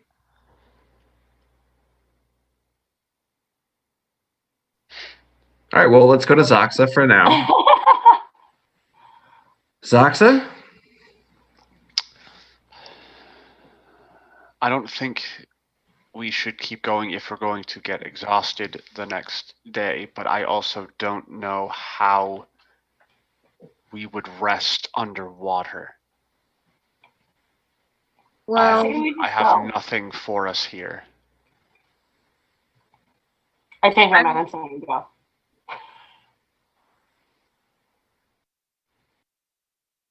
Oh no, I was just trying to be. And she's back. Okay, sorry. So, Minerva and Modron want to sleep. Diambra wants to continue on. Zaxa, you said you want to stay, or you're not sure how? I think sleeping is the better option, but I don't know how we would do that underwater. Sure. Okay. And Emmy?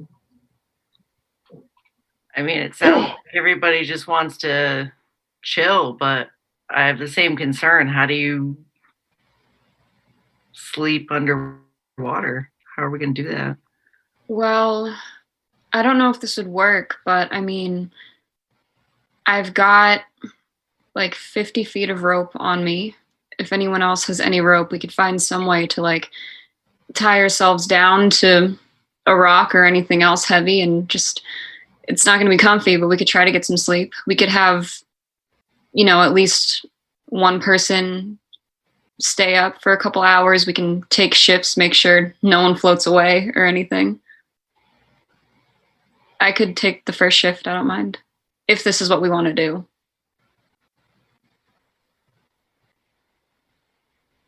I guess so.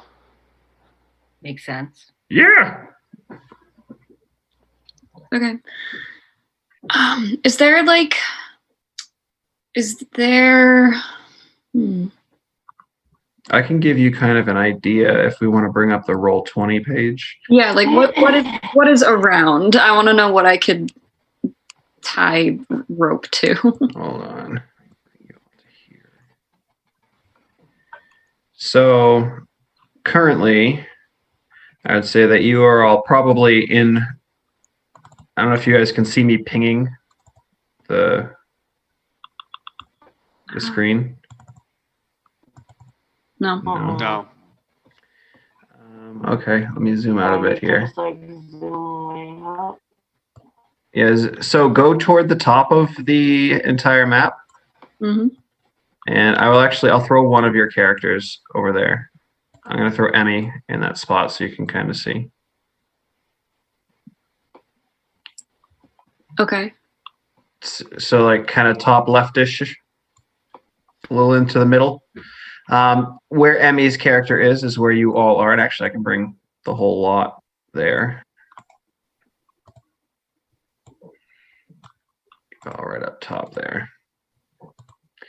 There you go. So you can kind of make yourselves at home. All right. We got two. Hold I on, don't I'm I don't know what deleting you. happened. Yeah, that No, was it's my bad. because I copied you all and then you moved yourself. Oh, that's why that happened. I was trying to be helpful. No, you made it worse. But that is where you are, yeah. So where Tita just pinged. I'm just looking at the bush. Lay down in the bush.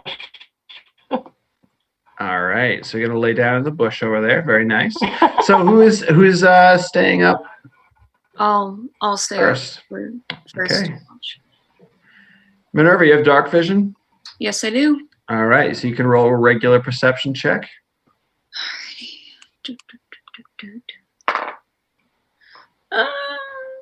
It's not great. That's a 9. Okay. Let me see if anything happens here. Okay. Can I have, actually, Minerva, well, since you're on watch, can you roll a d6 for me? Yeah. I got a 6. 6. Okay.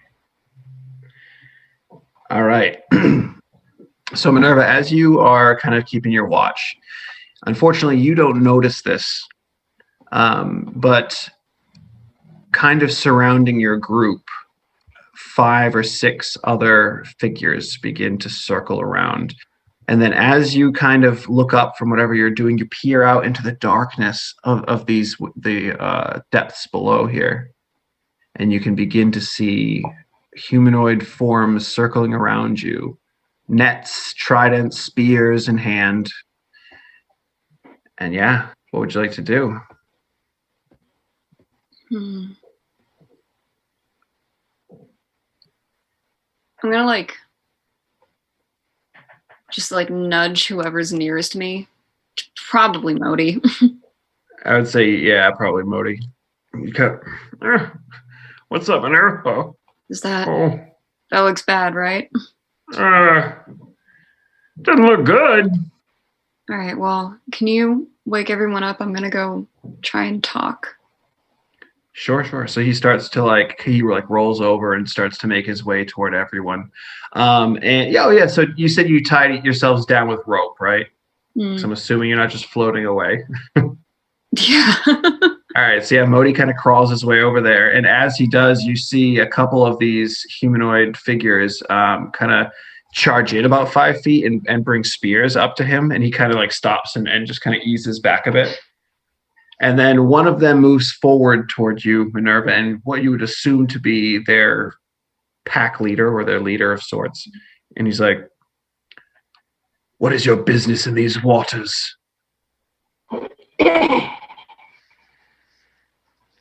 "You're trespassing."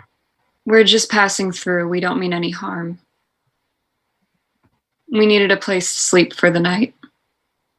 "You are not welcome to stay here. You must leave." Well, where would you have us go? "Away from here. And he kind of like points his trident even closer to you.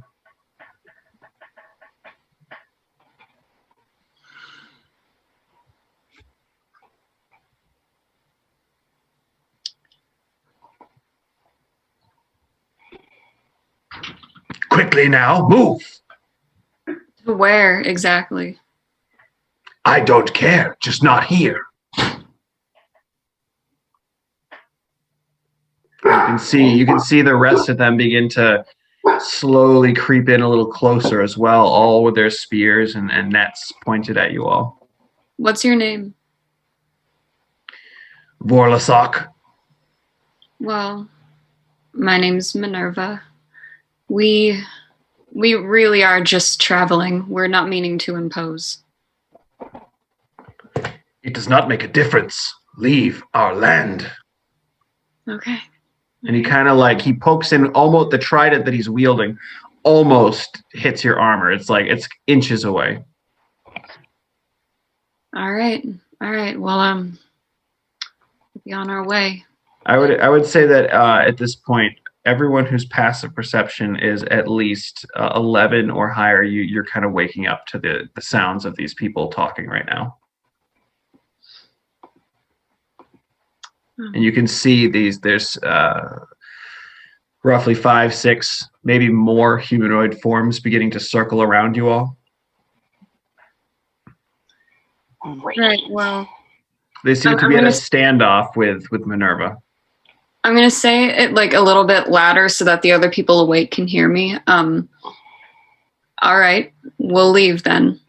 Just, we don't mean any harm. We're hoping that you don't mean us any harm. We'll be on our way. We will leave you be if you leave our land. And what direction do we need to go? He says, whatever direction you were originally going is fine. Just you cannot stay here. Understood. Okay. And I believe they ease up a bit, but they stay right around all of you, expectingly waiting for you to start packing your things up. I mean, yeah, I'm gonna start. I'm gonna start doing that, getting my stuff together. I'm assuming you don't have much as you are underwater and, I was going to say, did we everything would just be waterlogged. Yeah. I mean, like, I've got my backpack and stuff, but yeah. Put the rope back in it, I guess. Yep. Okay. And it's pitch black, darker than normal, because usually you have, well, as I mentioned before, Isgard's sun is always burning. There are times where it is not as bright, but underwater, obviously, the light doesn't normally make its way through. But there is nothing right now. There isn't even the slightest glow from above. It is probably middle of the night. Okay. Can I like lead everyone over, like, like kind of back the way that we came, but like around like a rock where we could like just not like hide, but just like have some sort of cover, I guess. Yeah, I don't know, sure. how far we need to go, but. Well, as you can see on the map, there's definitely rock outcroppings all around you. There's that bigger one kind of behind everyone that you could head to. Yeah. I guess, yeah, like, I guess just like to the first one that, like seems like out of these people's land where we can at least like finish our rest and then talk about what to do. Yeah. So as you all begin to start moving and heading toward that larger rock outcropping, you kind of look back and you see that they are following you. They're watching to make sure that you leave. Mm-hmm. I mean, like, I guess like if we get to the next rock, like the outcrop of rock, I'll just be like, is this far enough or farther? Keep going. We do not want to see you on our land. Continue through the night if you must.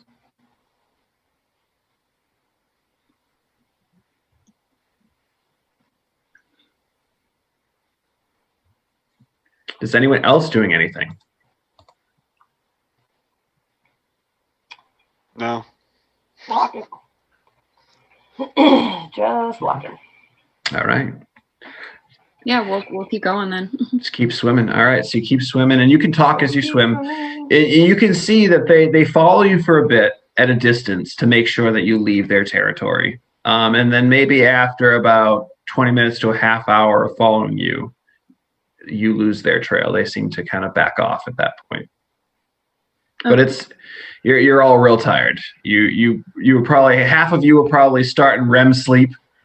And yeah, you were interrupted, so you're all kind of groggy and ugh. Yeah. All right, everyone just go back to sleep. We'll figure out what to do in the morning. All right. Is anyone else staying up for a watch after Minerva?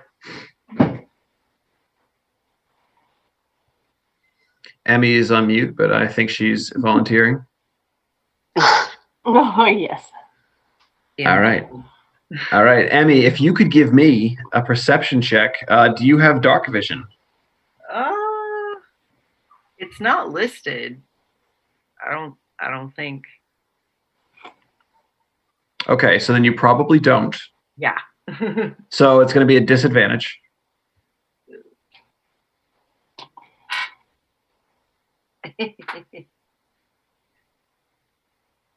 Eight. Okay. Very good. Very good. All right. So as you were there, everyone else is kind of asleep, and there's no fire to give you any light. You have no senses besides maybe hearing. There's like, even in this complete darkness, every once in a while, you just kind of out of the corner of your eye see something just swim by, and you kind of look around, and yeah, it's unnerving.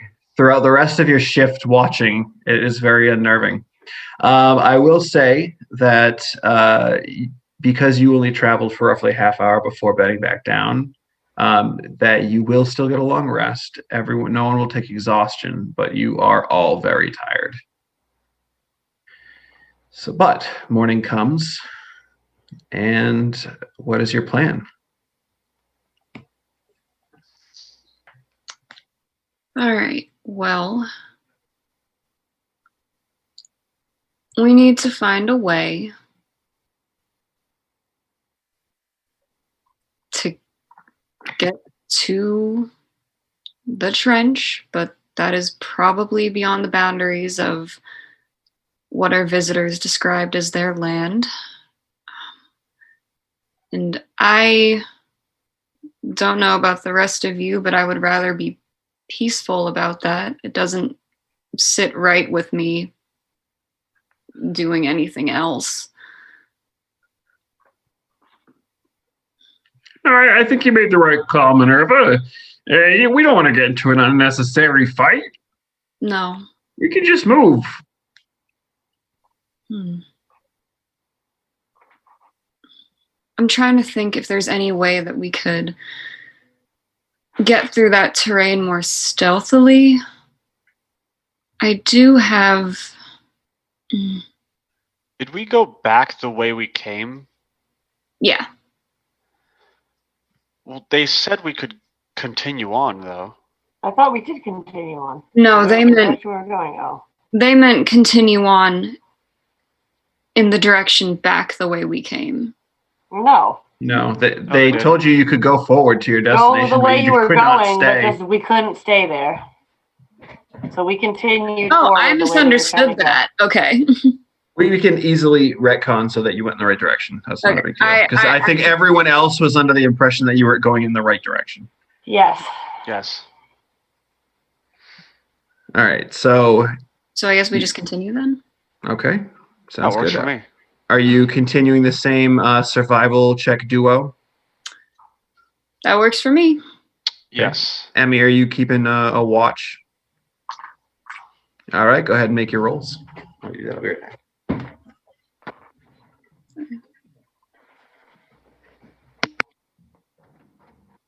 If he's not back in 5 minutes, we legally get to level up. Down with that. What's the situation? With what? Sorry about that. I don't know why he had to like run away. As you had puppy issues, I also had puppy issues.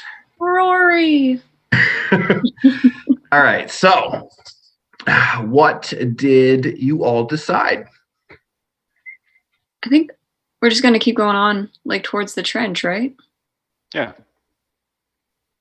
All right. So I would like Minerva to make a survival check with advantage with Zox's help. Emmy, if you would like to make your perception check, you may do so as well. There is a bit of a golden glow from above now that it's daytime, so I will not have you roll at disadvantage for that. Are we all waking up now? Yeah, you're all starting to wake up, figure out the direction you want to head. Is there anything anyone would like to do to prep before you all head out? Yes, I would like to roll my portent. Oh, nice. Wow, that is some pretty useful portent, gotta say. Okay. Is that sarcasm or? No, it is not. Good, good. What? All right, fantastic. So that's going to, what would you get, Minerva, for your 16. survival? 16, okay. All right. And Emmy, your perception? 14. 14. All right, Tita, roll a d6 for me for this final leg of your journey. 4. 4. Ah, okay. So you're all moving on. Minerva, you have no problem, especially with Zox's help, getting everyone in the right direction. So you continue moving east. You're finding quick ways, maneuvering around the large bit like rock outcroppings of coral that are out there. Yes, Minerva. Can I find a shell? You make a investigation check. Okay. There are shells everywhere. So if there's, you can just pick up a shell, or you can make an investigation check for one that you're looking for, some specific type.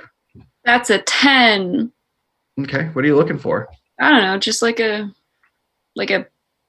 pink shell or like a pretty shell. I don't know. All right, you find a ton of shells throughout your travels.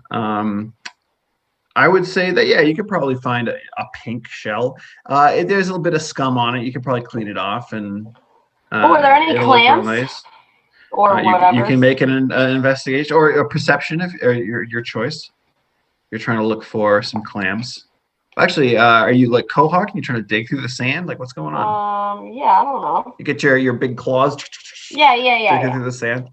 All right, make an investigation. Oh, great, because it's +0. Nope, I don't find anything. Okay. I rolled 3, so. Oh yeah.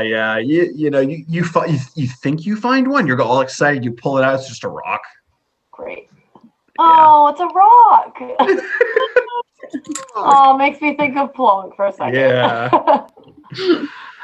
All right. So, Minerva, you find your shell that you're looking for.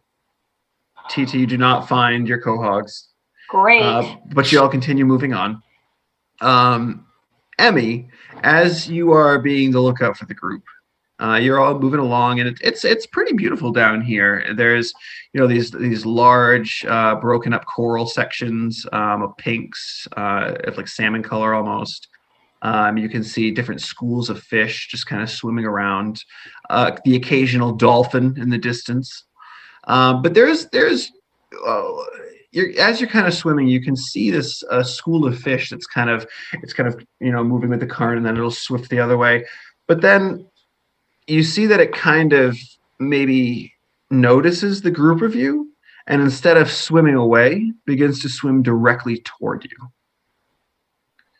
Like killer school of fish, or maybe, but I would very much like for you to roll initiative.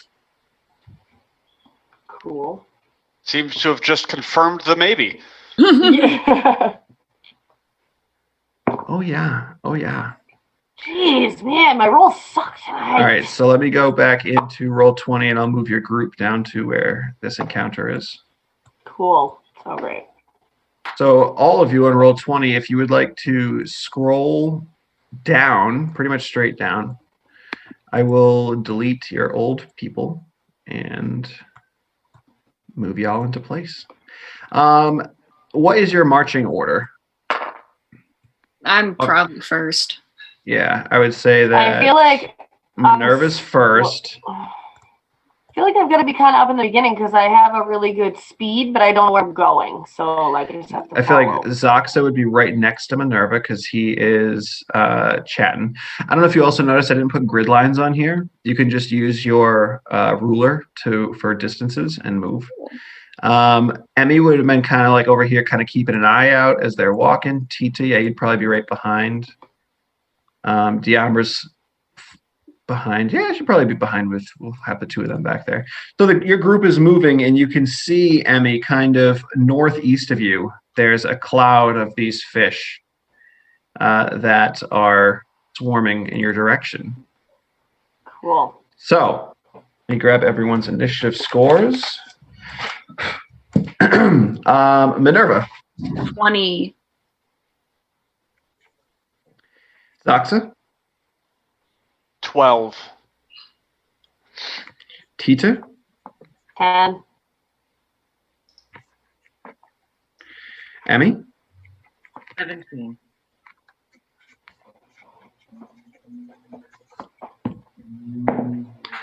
Modi.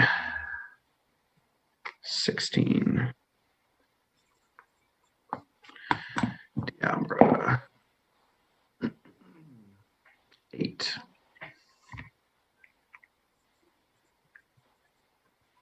And the fish.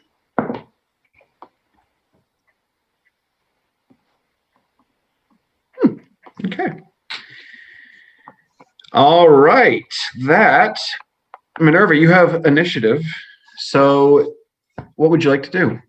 All right. So what is it? It's like There's like swarms.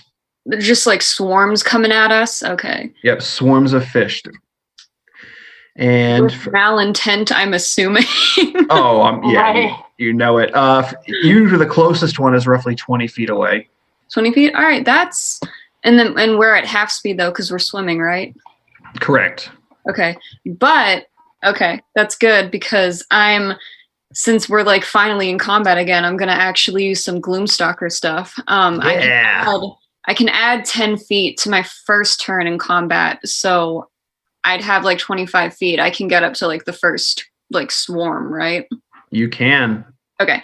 So I'm just gonna take the trident and make my first attack. Okay. Swarm. Yeah. It's a 12. Oh, just barely doesn't hit. All right. Well, You fire this crossbow, and it's just a large. I used my trident. Sorry, you stab in with your trident. It's such a large swarm of small fish that the trident just glances right through them all, and they kind of swarm around it. All right, but that's okay because since I'm a Gloomstalker, if I take the attack action, I can also just make a second attack on my first round of combat. Right. Now you moved up. Do you want me to move you up in roll 20? Yeah, sure. Okay. So yeah, you can get right up in there. All right. So yeah, you can do do that. Go for it. Yep. Right. Ooh, that's 17. 17, absolutely. That definitely hits. Amazing. All right. So, okay. They are gonna take and like I'm assuming like I'm holding this with like two hands. Oh yeah, if you want to, yeah. It makes a difference, so. No, yeah, it does. But like I'm definitely like picturing her holding it with two hands. So that is gonna be 4 points of damage. All right. So but I still have one more attack. Oh yeah. Well, I'm just gonna let you know, as you stab in this time, you skewer a few of these fish onto the three spikes of the trident, but it doesn't seem to be very effective against against this swarm. There's just so many of them that the piercing damage that you were using just doesn't seem to be very effective. Yeah. So I have a question. So the first two attacks that I did, like one of them was just like I know that if I take the attack action, I get 2, but the Gloomstalker thing lets me just on my first turn in combat, I can have You now have a third. another attack. So for this next attack, which is like technically the third one that I'm doing, but like out of the 2 attacks that I get for each round, it's like the second one. I don't know. Do I have to use the same weapon? If you have another weapon, you can pull it out. Essentially you'd be dropping the trident onto the ground and pulling another weapon for that final strike. Yeah, I want to just like pull out one of my nets and just throw it. Oh, okay. Yeah, sure. Make an attack roll with the net. That is a 15. 15 is going to hit. You engulf, this net engulfs this group of piranha-like fish called kippers. Yeah, so you've got them kind of trapped in this net now. All right, I'm removing a net from my inventory. This is sad. Well, you kind of have I'm assuming you're holding the net together. You're kind of keeping them in this bag-like state because they will have a strength check to try to break free on their turn. Okay. All right. Okay. So this particular one right here, we will say is grappled. Is there like a cool image that we can throw in there for that? Ooh. Oh, there's a net image. Oh, Yes. yeah, they are netted. Fantastic. Roll20 knows what we need. Heck yeah. All right. So, anything else you would like to do, Minerva, on your turn? Emmy, you're up next, and Modi is on deck. So I'll keep that in mind. Ooh. Okay. All right. Wait, I'm reading this because I haven't used this spell before, but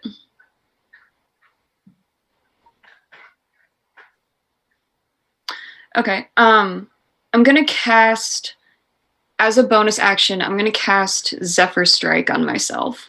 Oh, okay. Do you need to know what it does now or later if it comes up? I'm fairly familiar, but for the audience, please let them know. So basically, until the spell ends, your movement does not provoke opportunity attacks. And then once before the spell ends, you can give yourself advantage on one weapon attack. And that attack deals an extra d8 force damage if you hit. And how long does this spell last as a concentration for until you use it, essentially? It's a concentration up to 1 minute. Okay, perfect. So you are currently concentrating. So if you want to put like... It says my walking speed increases by 30 feet. So like, I guess since we're at half, it would only increase by like 15. Mm-hmm. Yeah. All right. All right. I'm going to put a little pink dot next to you showing that you are concentrating. All right. Fantastic. So after Minerva, we are up to Emmy. All right. So are there more fish or just what she has in the net? Oh, there are more. There's 4 other small swarms that are beginning to make their way around. All right. All from one direction? They are, well, can you see the map? Because they are kind of all over the place. Yeah. Well, yeah, I wanted to do silent image, like to just project that it's just water in front of us. Okay. Can you do that? Absolutely. So it looks like we're not there. It's like 15. Well, you said it's minor image? Silent image. Oh, silent image. Yeah, sure. That works. Go for it. Word. All right. So you make an image. How big is that image? It's a 15-foot cube around me, or whatever, like wherever I put it. So. Okay. Yeah. I can get. Yeah. So 15 foot. I'm thinking you can probably, we can make like a little draw shape here. 15 foot. No, I don't want that. I'm trying to use this program. It has to be touching you, or you can put it away from you. Here, I think there should be a way. Here we go, freehand. So you're going to do a 15-foot image kind of from where Zoxa is, like this, Emmy? Can you see it on the screen? Is that how? Because I can do it up to 60 feet away from where I am. Okay, perfect. So I'm going to put it in front of us to kind of shield everybody. Yeah, but 60 feet, so then couldn't she do it between Minerva 2 and that, or no, is that too close? Well, yeah, because it's a cube, so maybe it would be over her. Can I do that? So it looks like she's not there. This is from Minerva? Yeah. We could do that if we want to do that. So we want to make it look like it's kind of like something along these lines. Something like that. Yeah, like just more water, like a big cube around her and then in front of us so that it looks like nobody's really there. It's 15 feet, you said, right? 15-foot radius cube? 15-foot cube, yeah. Okay. Yeah, I'm bring up this little cube right here. All right, so here's like a 15-foot cube that I'm trying to. Oh my god, seriously, I'm making so many little. Doing great. So many cube. I can't delete. There we go. I was like, why won't it highlight? And then we can delete this one and move this one, maybe. So we'll do something along these lines right there. All right, so at the moment, well, actually, we would have to, the other fish are in the net that she's holding, so you'd have to kind of put it around her. But yeah. How's that look, Emmy? Right around Minerva and the fish. Yeah. So they can't see us much. Let's see if the other 4 fish notice. What's your spell DC? This one.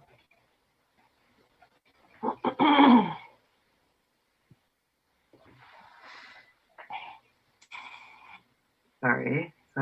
No problem. If you click the spells tab, it should be right at the top there. It should be 3 numbers. I think it's 14 for you. Actually, 14. It's also if you click on your character, double click on your character, you should see it inside. It's the blue circle above your. Oh yes, it is 14. Isn't that fancy? Very nice. Yeah, so 14. So it looks as though most of these schools of fish aren't noticing Minerva anymore. They seem to be confused, but you can see that one of them is still swimming toward her. And anything else that you would like to do? I don't think I can get to anything in time. Okay. All right. Very good. So then it's Modi's turn. Modi's going to be like, I'm coming, Minerva, don't worry. And he kind of moves up to about here. And he is going to fire out a beam of golden light. Let me see if he's in range. Which one's he in range of? Totally in range. He is going to fire at the furthest away school of fish.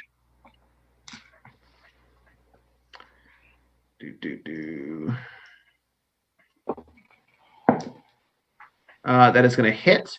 So you all see a burst of bright golden radiant energy that surrounds this group of fish. Oh, that's the wrong dice.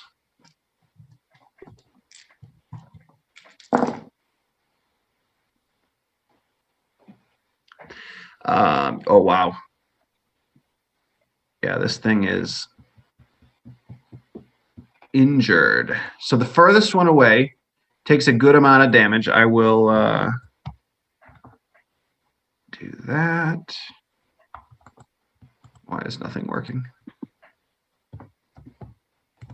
There we go. So you can see that they've taken some nice damage there. And I will say this, now that they have been reduced to less than half hit points, they are a lot weaker. And on top of that, because they were hit by this particular attack, they are now blanketed in a glow of radiant energy, and the next attack roll against them has advantage. So after Modi's turn, that is going to bring us to the Kippers. So let's give them a little bit of an aura. So the Kippers are going to start swimming in. The ones on Minerva are going to try to break out of the net, chomping at the ropes and trying to wiggle through the holes. Is it contested or just a check from them? I believe if you look at the net stats, I don't think I have them up. I think they just have to try to... Do you have the net stats up? Yes. I'm working on finding it. Dealing 5 slashing damage to the net, AC 10, freeze the creature without harming it. Free. Okay, so or a strength check DC 10. Yeah. Okay. That is a fail, so they will stay in the net. However, these other groups of fish begin to swarm down, and what is their speed? Oh yeah, easy. Zoxa. One swarms down over you. Whoa. Modi, another one over you. This one is going to get down to Emmy, but not be able to make any attacks yet. And this one is going to just barely be able to get to Modi, but not make. Actually, this one saw Minerva, and she's closer, so it's going to go in to Minerva's space. Okay, so that's all of them. Now they're each going to attack. So the one that is attacking Minerva right now is actually going to have less damage. Minerva, does a 9 hit your armor class? No. Oh. You are safe. Modi. That is hitting Modi. Why am I all over the place right now? There it is. It looks like you can see a cloud of blood begin to start forming around Modi as he takes, 15 points of angry biting damage. We just got him back. We're already gonna lose him. He's looking okay, but like I mentioned, he begins to exude a small bit of blood in the area. And now the Kippers have advantage against him. Emmy. Oh, that is absolutely a hit. That's going to be a 21. I thought you said the ones that got to Emmy could only just get to her. Oh, you are absolutely correct. You are absolutely correct. So the Doxy, you're the one. You're the one who gets that roll. That's right. I'm the one who's going to die. 21 absolutely hits you, Zoxa. No. That's going to be 13 points Cool. of piercing damage as these things just start chomping into you. And you now also begin to exude a cloud of blood around you. That's fine. They don't need advantage. They would hit me anyway. All right. I put green just because, I've decided you have green blood. That's weird, but okay. Well, you're kind of all right, fine. Everything about me is blue, but that's... He's a blue person, but he has green blood. That's weird. But Make it purple. Yeah. Purple would be cool. Purple blood. All right, let's give you like a... There you go. Purple blood exuding Perfect. from your wounds. After the Kippers, that brings us to Zoxa. It's your turn. Cool. So there's nothing I can do. How far does that get me away? Okay.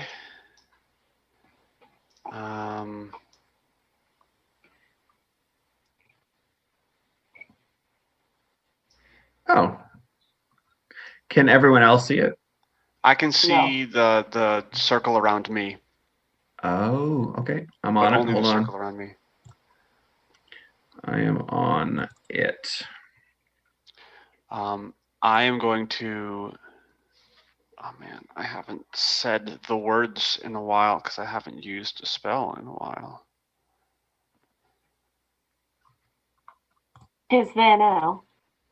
I'm going to say Thokaskref. Okay. And I'm going to Misty Step. I forget where it was. Hold on. I want to see. That's cool. Okay. Over here. Very nice. Okay, so that was your bonus action. Yep. No, that is my entire turn because there's literally nothing else I can do. Oh, okay. All right. Well, after Zoxa, That brings us to Tita. Tita, what would you like to do? Cool. I guess I will try to like attack the things that are literally right in front of me. Yeah. With the trident, I guess it's the only thing I had possibly useful. Yeah, pretty much. Yeah. Cool. No, it's Well, Zaxa has moved down to the bottom left area. all right, so I'm going to. You got the I gotta. yeah, you can move into that area. Sure. I get closer, yeah. Yep. Actually, I'm gonna be here. That way, I'm gonna go for these guys, and then if Abby needs help. All right. So, what am I doing? Oh, the trident. Oh, great.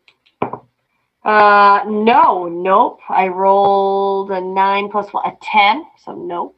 10 does not hit. No. Yeah. So you get this trident and you're trying to stab in, kind of like Minerva was doing earlier, and it doesn't seem to be very effective. I have no idea what I'm doing underwater, so of course I look like a buffoon and I'm not hitting anything. Well, Tita, guess what? You're level 5, which means you get 2 attacks for an action. So you can make a second attempt. So I will.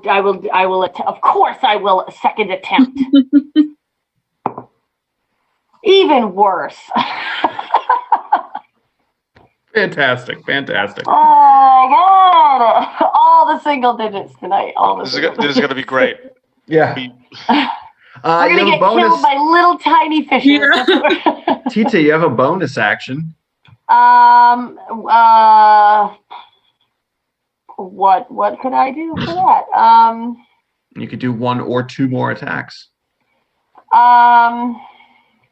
You could take the dodge action so that any attacks against you have disadvantage. Yeah, I'm gonna do that since clearly I was unsuccessful. So that's gonna be 1 key point that you're gonna use for that. I gotta go to my. Okay. All right. So after Tita, that brings us to Diambra. Diambra is going to charge in very slowly. Charge. Do you charge in slowly? Like she can just barely get. She's going to come down here to the ones on Emmy and start swiping. Swiping. Oh, she's got her spear though. Oh, she's probably going to do a spell instead. Let's see. You see her. You can. It's hard to hear her. It just sounds like a muffled moo, and she kind of says, "Come and get me." And then it looks as though the fish around Tita and Emmy look like they're about to leave them and start heading toward Diambra. And then Diambra is going to start swinging or stabbing with her spear. So she'll start stabbing at the ones at Emmy. That's going to be a successful hit. Spear is only that. So that's X.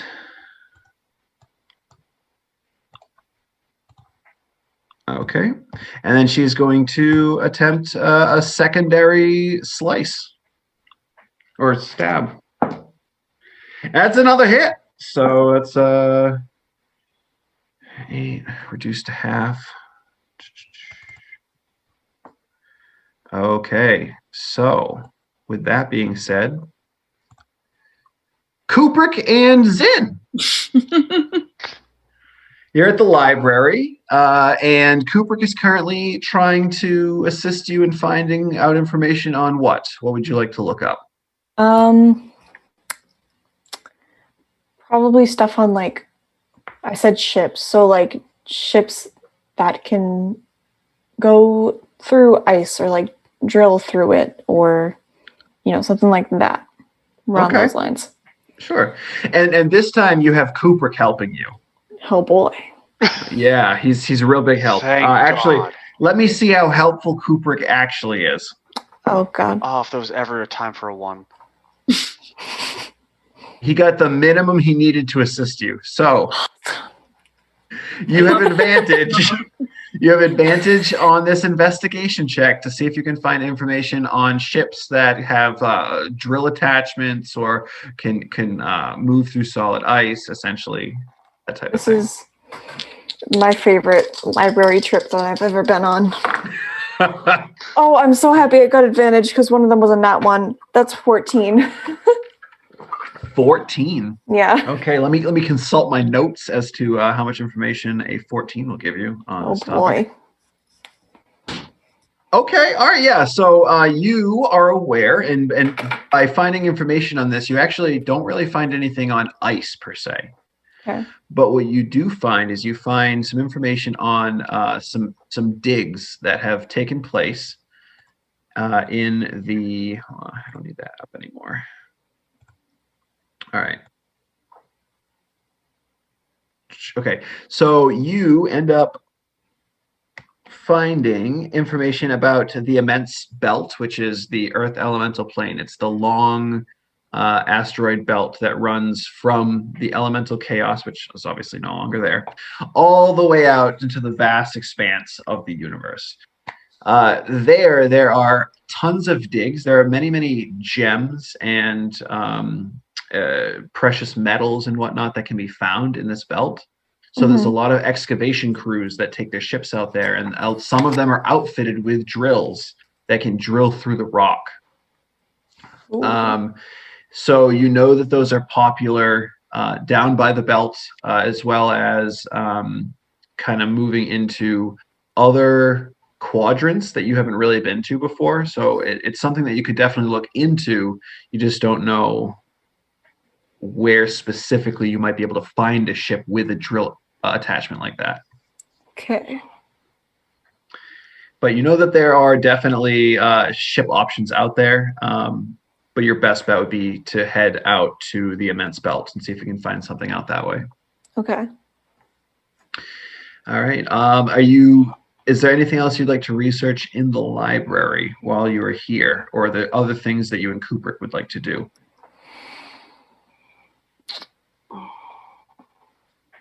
I mean, there's not much else that I can think of to research, so I guess we can maybe just head back and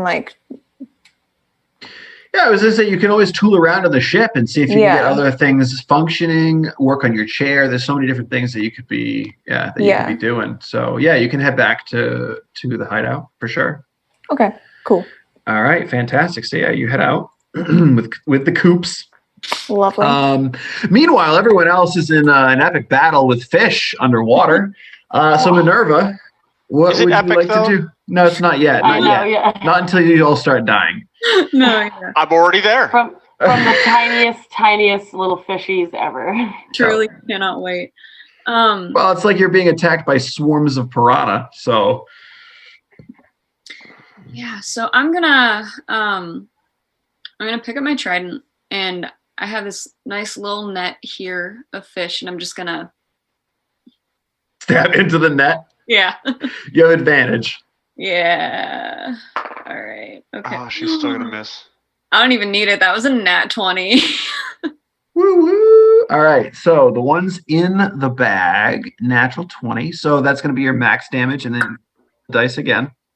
All right. So max damage would be, before I roll, max damage is 9 plus the roll, 12 points of damage. 12 points of damage. For the fishies. Yeah, for the fishies. Normally, it would be reduced to half as they are resistant to piercing, but because it was a crit, I will not do that. So they are now at half health, which means they also do less damage. So they are weakened. Awesome. And I'm going to use my second attack to just do the exact same thing. You've got the advantage. Now, keep in mind, you are being harried by a secondary group of them. They're swarming around you, nipping at you. Yeah, I know, but one problem at a time. Oh, yeah. By all means. Okay, that is going to be... That's another 20, but not natural. Oh yeah, that'll hit. That'll do it. Okay, so they're going to take so with Zephyr Strike, it says that you can give yourself advantage on like one attack, and then if it's a hit, it'll take an extra amount of force damage. Sure. Could I give the force damage to that now? Just because, I don't know. I mean, so actually, no. I will say this is what you could do. No, I'm going to save it. Actually, I changed my mind. I was going to say you currently have advantage. Yeah. So I'm not going to waste the attacks of the one in the net. The ones around you, you don't have advantage. So if you can kill the ones in the net, and you want to use your advantage on the other group, you can do that. Yeah. Okay. All right. Yeah, I'll do that. So I'll try to kill the ones in the net right now. So the ones in the net are going to take 5 points of damage. Okay. And then, since this other swarm is coming in, I'm going to use another facet of Zephyr Strike and get myself 30 feet away without provoking an opportunity attack. Oh, I love it. Where would you like to run or swim? I want to go. Oh, I thought that was the ruler. I'm gonna go that way. I got you. I'll delete that for you. There you go. I did not click the ruler. We're gonna go over there. Okay. You should be able to move yourself, I believe. Okay. All right. Okay. Okay. So. Okay. Keep in mind you are at half movement. So Zephyr Strike will give you what, another 30? So it gives me another 30. So like so it really 15. gives me 15. So like, and then you can. I was gonna say then you can use your regular movement to go that full 30. So yeah, that works perfectly. All right, so you put yourself over there. Can I keep my net fish with me? Yeah. I'll move that over there for you. Cool. Here's your net fish. Yay. All right, very good. After Minerva, we are on Emmy. I want to try and, are these fish like in front of me? Oh, they are swarming you. They're in your space, swarming you. Okay. Can I underwater, like even with the mask on, can I use burning hands? Yeah. Can I boil the water in front of me? Now, I will say that you're thinking that fire may not be as effective underwater. It'll still work, but probably not as much damage. Okay. I mean, it does a good amount of damage if it hits them anyways. Right. And it's an AoE, so they're not going to be resistant, so that's a good thing. So go for it. Yeah. Do I have to make a save, or is that an attack roll for you? It's a dex save for them. Okay. All right. My advantage. That is going to be a 16 total. It was only a 14. All right, so but they still take half damage. Okay. So you'd still roll the burning hands. And honestly, if you wanted to, and I will throw this out there, you are within 15 feet of Tita and the swarm that is near him. If you would like, if Tita's cool with taking some fire damage, you can hit both your swarm and his swarm, but also hit Tita. Would I know if that would? I mean, looking at Lauren's face, he's definitely cool with it. I mean, I guess I'll try. Yeah, sure. All right, so Tita, you need to make a dexterity saving throw as well. Oh, the other swarm, Tita's swarm failed, so they're going to take full damage. I right, rolled a dex saving throw. Good, plus 5. 18. Yeah, that's a save. So you and the swarm of kippers around Emmy are going to take half damage, and the swarm of kippers around you, Tita, is going to take full damage. So Emmy, what is that damage? All right, so it's 3d6. So the full damage would be 12. That's what I got. So I'm taking 6. So yeah, you're going to take 6. That one failed, so this one's taking... Okay. Beautiful. And TT, you took you some damage? Yeah, 6. Did you do it on this program? Yeah. No. Wait, on what? Oh, on this. roll no. 20. No, yeah, no. Sorry, I did it in my other thing. I'm sorry. No, it's fine. Did you do all this? I did Yeah. it. Wait, what? Sorry, when you said this, I was thinking the D&D Beyond. Be quiet. Too many things.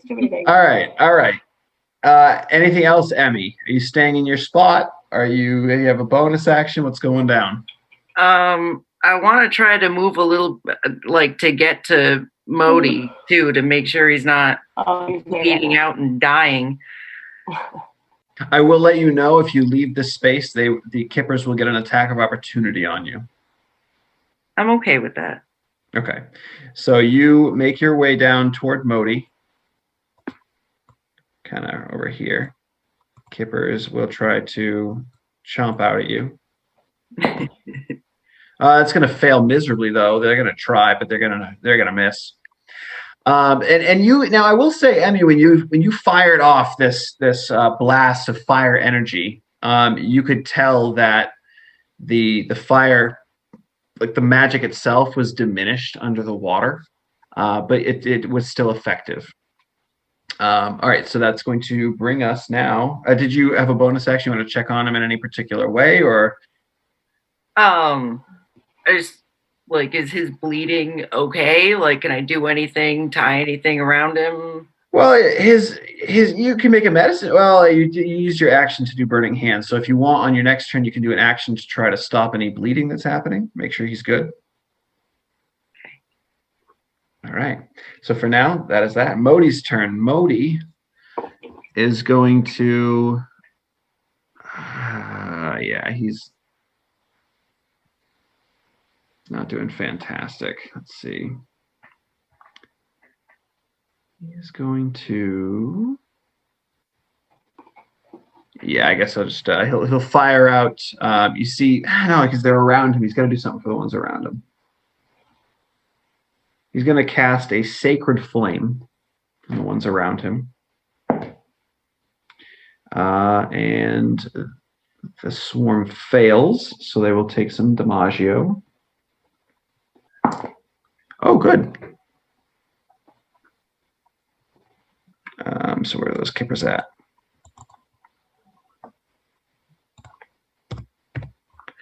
So yeah, you see, he deals a decent amount of damage with this like radiant light energy, and then as a bonus action, he doesn't have that. Never mind. Actually, no, he will. As a bonus action, he's going to cast Misty Step, just like Zaxa, to get out of there.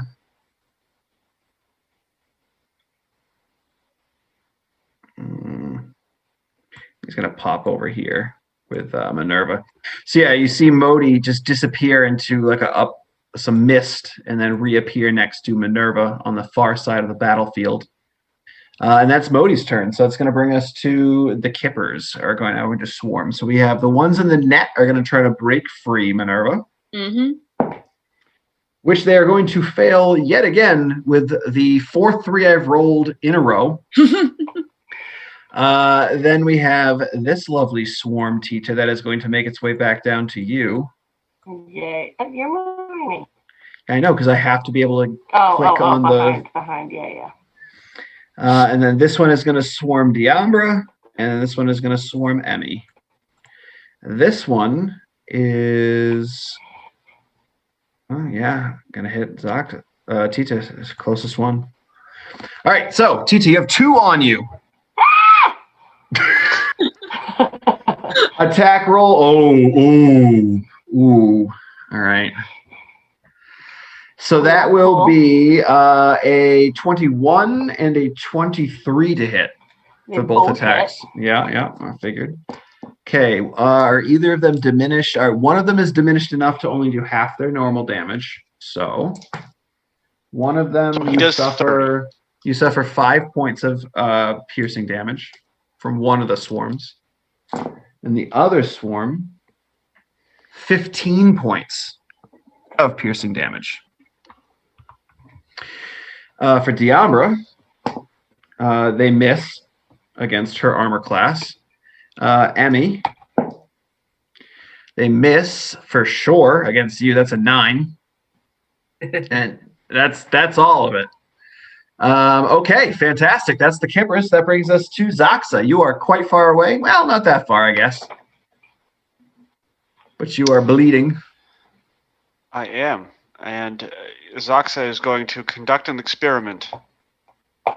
He's going to let float one of his darts, and he's going to try and use catapult at, I don't know, I guess the one in the net that... No, one of the two at where that Tita are. Oh, okay, yeah. Swarmed by. And just launch it that way and see what happens. Great. Sure. Hopefully you don't hit me, because then Yeah. you're going to make it work. So you're going to launch it that way. What's the range? The range is 60 feet. Oh, yeah, you're so good. Okay, cool. Yes. So yeah, I do have to make a save as the fish. Yes, it would be... They would make a dex save, DC 14. Dex save, DC 14. Are you trying to hit the one that looks really damaged or the one that looks a little damaged? Probably the one that looks really damaged, but I would like to try and do it in a way that will guarantee that I do not hit Tita. Yeah, that's... that is He's like, surprise, you hit Tita. an 8 in total. 8 does not beat my 14. Okay, so how much damage? You Well, said it's to the... Which one are you hitting again? The worst looking one. Okay, yeah. There wasn't an attack roll. I was going to say, because this attack would have had advantage if it was an attack roll against this creature, because it has the guiding bolt effect on it. I just didn't know how this was going to work underwater. I see. Well, yeah, no, it's not. It'll work fine. Catapult. That's magic. Good. Then again, fire didn't work too well. So. Well then, he takes 21 points of damage.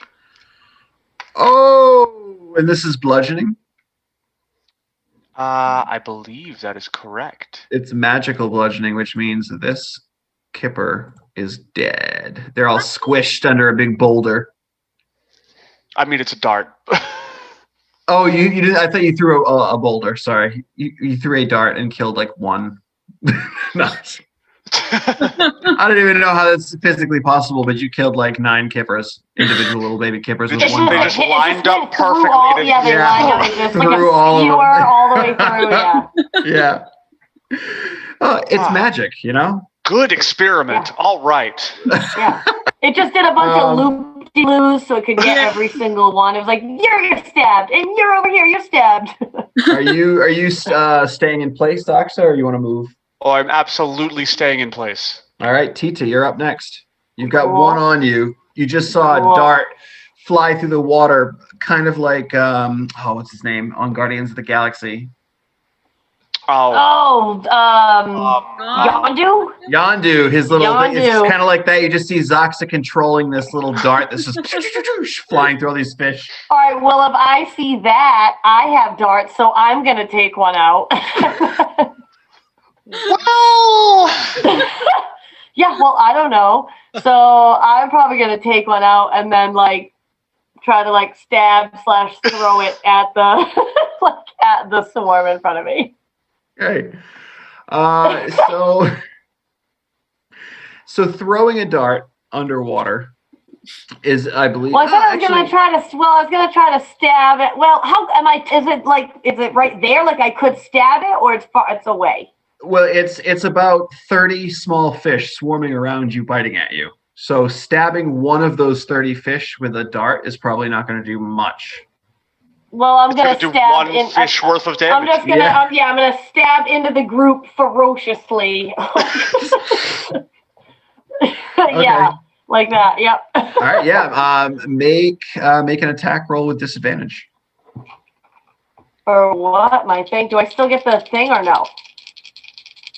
Like The little thing? Do I still get my like regular like +5 thing because that disadvantage or no? Yes, you'd still get that. Oh, well, I rolled a 19, great, but then I also rolled a 15, so still a 20, not natural. Yeah, absolutely. That's going to hit. Go ahead and roll some damage. All right, so that is. It's going to do not a lot of damage, so it's going to be. I was ferociously doing whatever, and like one's going to be dead. 4, and then +2, so 6. All right. So yeah, you as you're kind of like jamming in there with this small dart, you end up taking out a couple of the tiny fish, but it doesn't seem very effective. Yeah, I mean, obviously. Well, that was your first attack. Oh yeah, but I hit it. So can I do the stunning strike thing and like freeze the fish, or no? You can. I will be a kind GM. So you don't waste a key point and let you know that these creatures are immune to stun. Any swarm is immune to it because there's so many of them that even if you stun one fish, you still have 30 after you. So they are immune to stun. So you can do more attacks, but the stun will have no effect. All right. So then can I just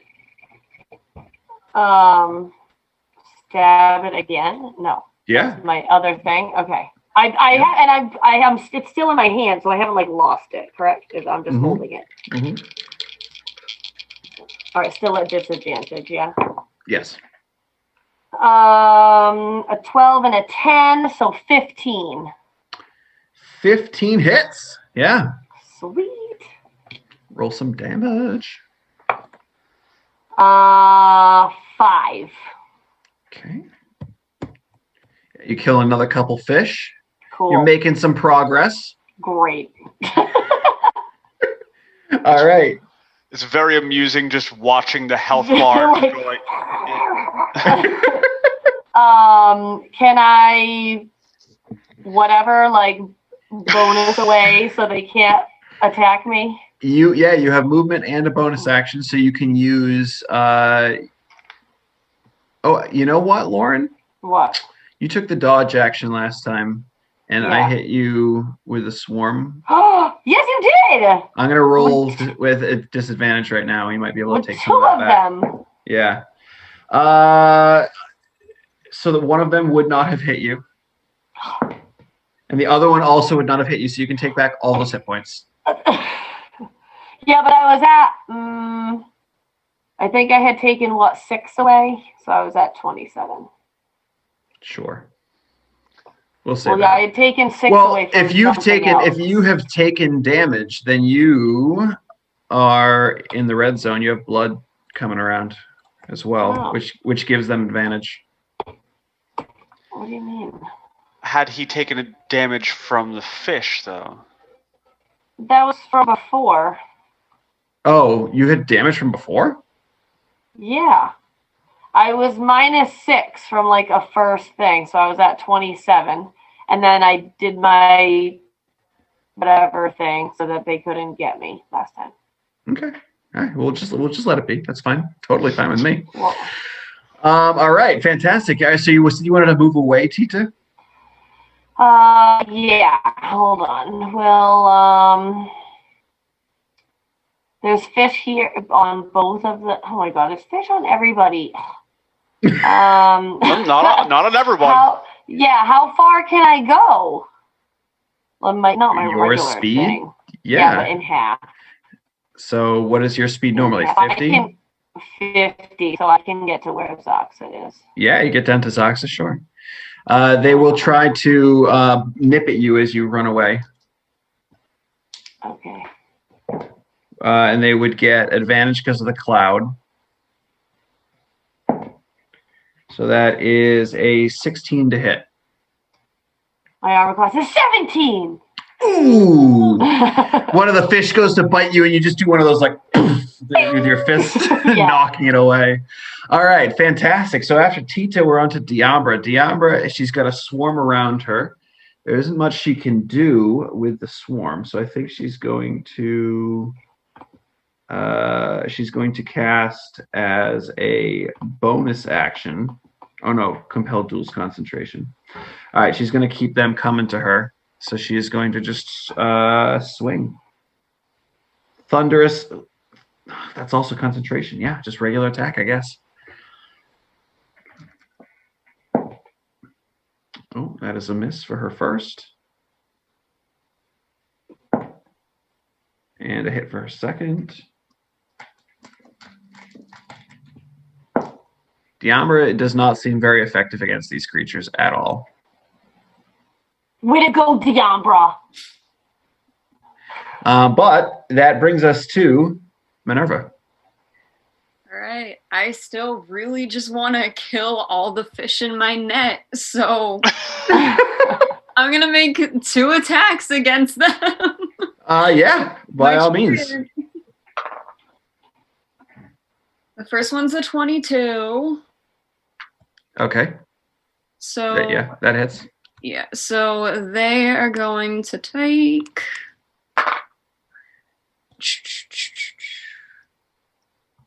That's going to be 6 points of damage. And then, the second attack is not going to hit. That's a 7. Ooh, yeah, no. What? Oh, wait, no, I have advantage because they're still in my net. Yes, they are. That's a 21. All right. Yeah, did you roll with advantage for the first one? I didn't think I need to because I got, Just roll one more because you could crit, and then that would do a ton of damage. True. I didn't. I got a 5. Okay. All right. So the second attack still hits though. Yeah, and they're gonna take 6 points again from that second attack. 6 points again from that one. Nice. You're whittling these guys down. They're looking real bad. If you can see the bar. Yeah. She's getting real frustrated that they won't just die. There you go. That's where it's at. It didn't take away the last damage. All right. Perfect. Anything else, Minerva? And I believe at this point your Zephyr Strike has gone away because you've used it. Yes, I made a mistake when I was reading about the spell. I only get the additional 30 feet if I choose, it has to be the force damage combo, force damage movement. So I haven't used the force damage yet, but I can just say that I'm not going to be able to get that extra movement again because I thought that was an each turn thing, but turns out it's only that one turn. And how much is the extra force damage? It's a D8. Okay. Why don't you just roll it? We'll say you used it on this thing. Okay. You could if you roll high enough, you could take it out. All right. Okay. That's good. No, that's a 2. Nope, still there. Nope. Yep. But they're looking real bad, but they're still there. Yeah. But so so I'm not going to be able to use. So I've never used Zephyr Strike before, so I don't have the force damage anymore. I don't have the additional movement anymore, but I should still be able to move without provoking opportunity attacks. Double check it because I think that once you use it, it goes away. It's like a one-time use thing, but double check that while we're moving on to. No, it just says until the spell ends, your movement doesn't provoke opportunity attacks. Okay. So as long as I can stay concentrated on it, it lasts up to a minute. Sure. That's what it is. All right, that's fine. Wait, I realized my damage thing. It was not from fish, and he burnt me.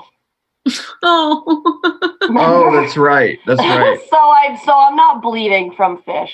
No, you're not. Okay. No longer bleeding from fish. Okay, fantastic. So that's going to bring us now to Emmy. Emmy, what would you like to do? You still have a swarm just all around you, constantly harrying you. I'm just gonna. The only thing I can do is try and strike them. Okay. Yeah. Go for it. Do it. Yeah, do it. Do it. Oh yeah, 9. Yeah. No.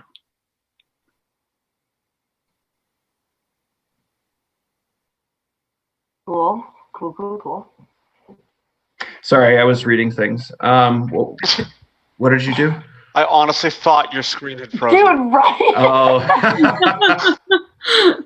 I got a 9. That does not hit. Yeah, no. Yeah. We right. knew that you didn't know that because you were reading things. Yeah, nope. Anything else, Emmy? I can't use burning hands again, so I'm just. Well, you could. Oh no, because that's a race feature. Yeah. Race trait. Okay, yeah, gotcha. All right. Yes, Minerva, I know. I looked it up. I also just have to prove my own points, Aaron. You know this. Race feature. Okay, so Minerva. So yeah, all right, perfect. So Emmy. Yes. Hanging out.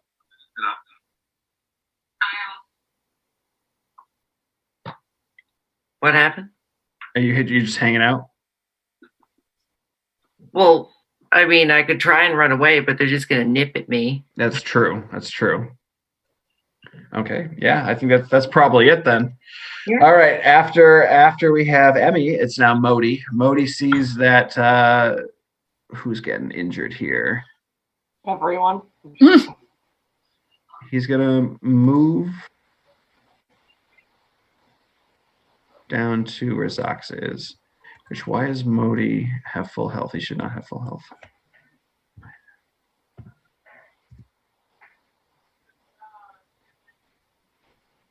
Okay. Sorry, I had to fix, for some reason it didn't take his damage that he took. All right. So he's going to head down to where Zoxa is, and he's going to put a hand on your shoulder, Zoxa, and he's like, well, you're going to need to get back in there. They look like they need some help. And you feel this golden energy fill your body, and you regain, where is it? You regain 10 hit points. Wow. I really appreciate that, except he doesn't really know my style, does he? He doesn't know your style? Yeah, I am not going to get back into the battle. Oh, he's still learning. He doesn't know you yet. He's getting there. But yeah, that's really what Modi can do. So that's the end of his turn. That's going to bring it to the Kippers, and they're going to continue to nip. So Minerva, the ones in that net, are going to try to break free once again.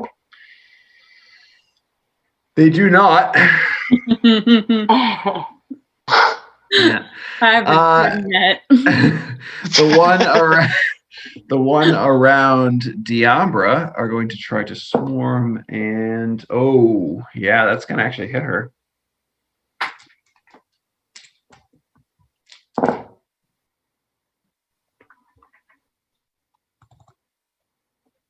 Okay. Yeah, Diambra took some damage, and she is now bleeding as well. So all the blood. Advantage against her. And then the one around Emmy. Emmy, let's see if they can hit you this time.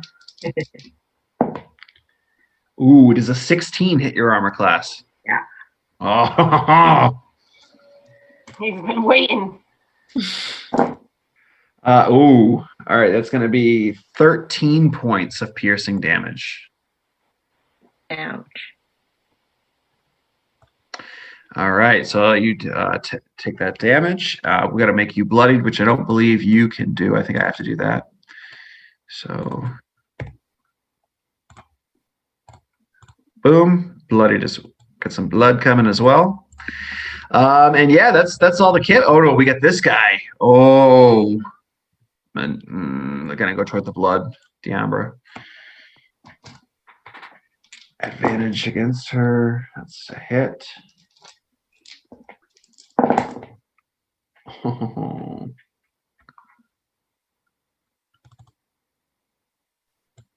So you all take a look at Minerva after Diambra after you see her now being swarmed by probably close to 75 to 100 fish, and there's just a cloud of blood that's beginning to form around, and you can see she is not doing well at all.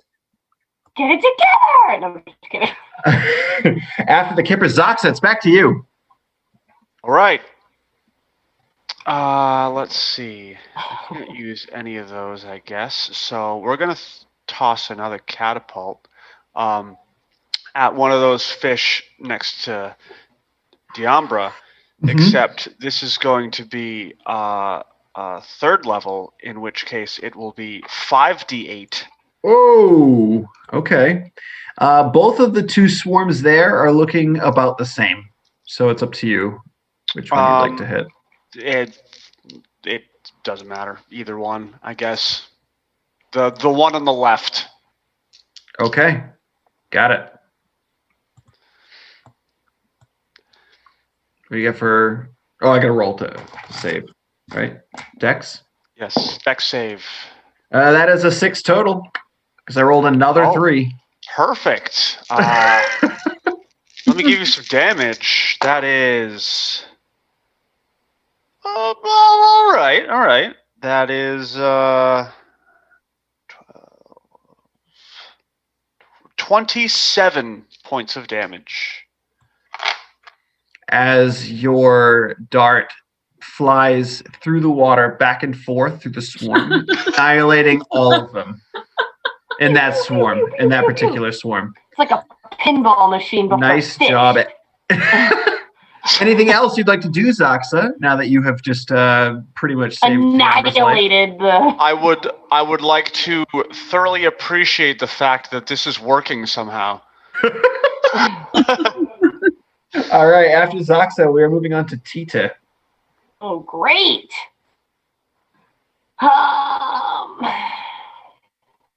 Cool.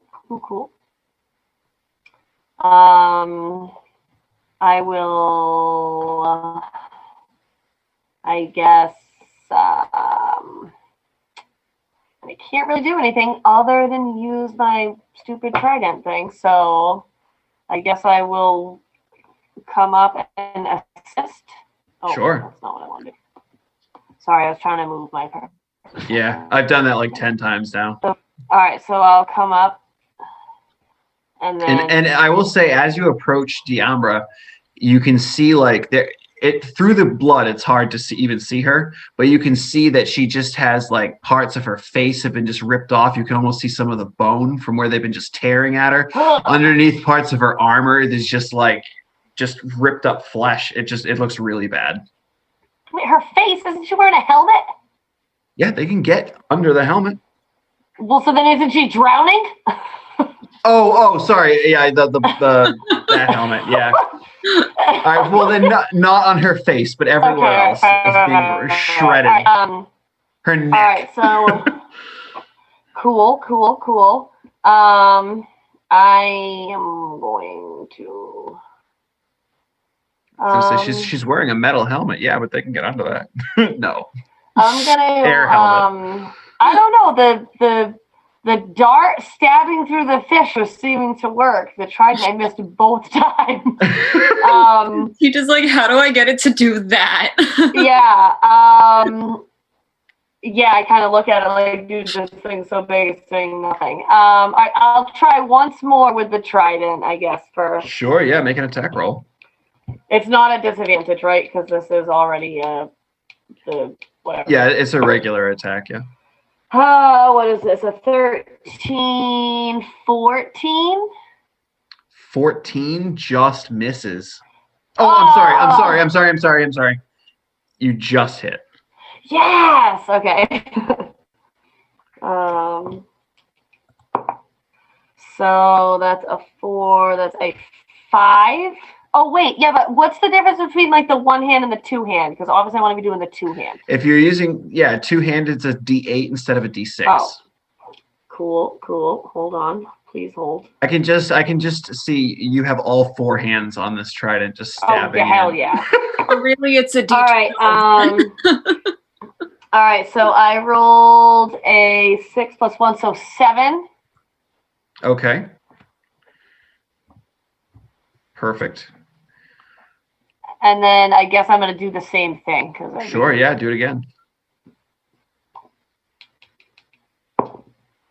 I rolled an 18. Yeah. Plus 1, 19. Hit. Okay. Absolutely. So then 8 again. 8 + 1. Ugh, except I only rolled a 1, so 2. 2 damage. Wow. I was All so right. overzealous. I was just so excited about getting them the first time. I just went all willy-nilly, and I didn't even hit anything. Like that. Well, you have your bonus action, which means you could do 1 or 2 more attacks, but they would have to be unarmed, so they're going to be with disadvantage, but with your regular bonuses, if you want. If you do 1, it's just your bonus action. If you do 2, it's your bonus action and a key point. No, I'll do the 1 at least. Yeah, sure. So it's what at disadvantage, you said? Disadvantage, yep. But you get your regular bonus. 17, yay, but no. 13, yay, plus 5, so 18. Yeah, it's going to hit. All right, and then that is the unarmed, so that's a 6. I rolled a 6, yeah, plus 2, so 8. All right. This group is looking pretty bad, single digits, but they're still going because all this damage you're doing, it doesn't seem as effective as some of the other things that you've seen. Like Zox's magical dart was, even Emmy's fire did pretty well. But they're just like punching and stabbing, it doesn't seem to be doing much to these guys. So after Tita is Diambra, she's looking real bad. So I think what she's going to do, so she doesn't die, is just kind of put her hand up to her chest, and you see a golden glow energy emit from her hands. Let me see how much I want to pump into her.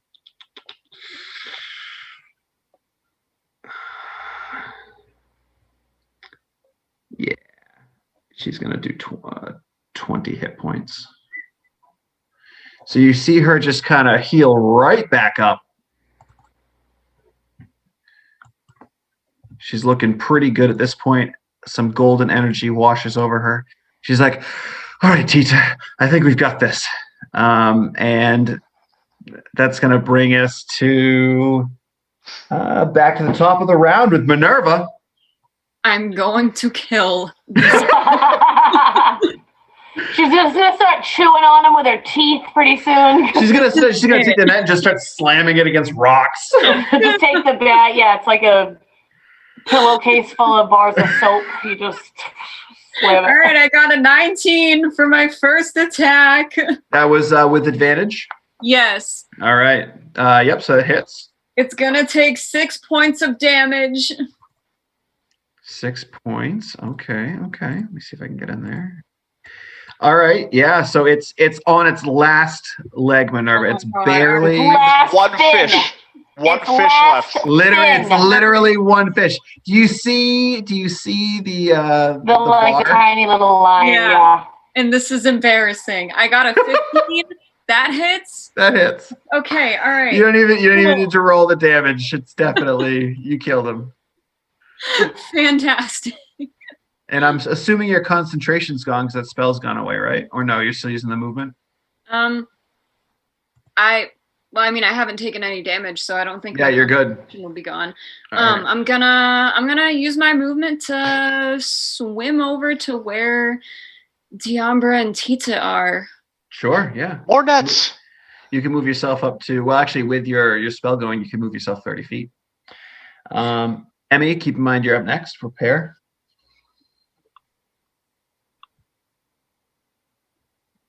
All right. Anything else, Minerva? Nope. All right. So, Emmy, what would you like to do? You have been bitten. Blood is leaking out, and the swarm is still harrying you. What would you like to do? I want to try and do hypnotic pattern and see if I can confuse. Okay. Interesting. What hypnotic pattern do they have to? That's a wisdom save, right? Yes. Yes, it is. Now, hold on. I do have one question for you. Is it a charm effect? Do they become charmed if they fail? Oh, yeah. You're going to tell me because they're fish. They can't be charmed. It's not that they're fish. It's probably because they're a swarm. But you try to do this. You try to do this hypnotic pattern, but they don't seem to be affected by it whatsoever. Anything else that you'd like to try to do? Hmm. Would I be able to try and tie up anything from which I'm bleeding? I will say try to make a medicine check with disadvantage. As they're still swarming and biting at you, you're trying to hold like the bigger wounds together. You gauze some of the fish into you. I get a 9. A 9. Well, that is unfortunately a fail. I'm not going to say you make it worse, but you're definitely not making any progress with making it better. All right. Modi is. They got a gauze pad and then like go for the tape and the gauze pad just floats away. You see Modi is going to fire out a beam of this this clear, like pulsing energy at one of the ones attacking Emmy. Except it might hit Emmy. Emmy! I'm guessing something over a 17 is going to hit your armor class, right? It is. Yeah, so Modi attempts to fire at the fish that is swarming around you, but they're swarming, so of course he misses, striking you instead. And immediately he's like, oh, I'm so sorry! That is going to be 3 points of damage, and I just need to double check something because he has an ability where he pushes people with it. When you hit a creature, I'm just trying to figure out if it's something he can control or. I mean, that might actually be useful. Yeah, that's what I'm going to do. There is no save for it. He's just going to push you 10 feet in this direction. Okay. But let me just make sure I got the right distance. Yeah, that actually is pretty close. Pretty good. Yeah. All right. So yeah, you get pushed out of the area of these kippers, which is not necessarily a bad thing, but you did take that little bit of damage. So make sure to mark it if you haven't already. But he's like, oh, I'm so sorry. The kippers are now going to start swarming, and Tita, since you're so close, this group is going to swarm around you. And then this other one is going to continue on Diambra. So for Diambra, that is going to be a 19 to hit Diambra. That's a hit. How is this group of fish? They are less than half, so they only do half damage. 8 points of damage. Alrighty. After that, Kipper, we have the one on Tita. Tita does a.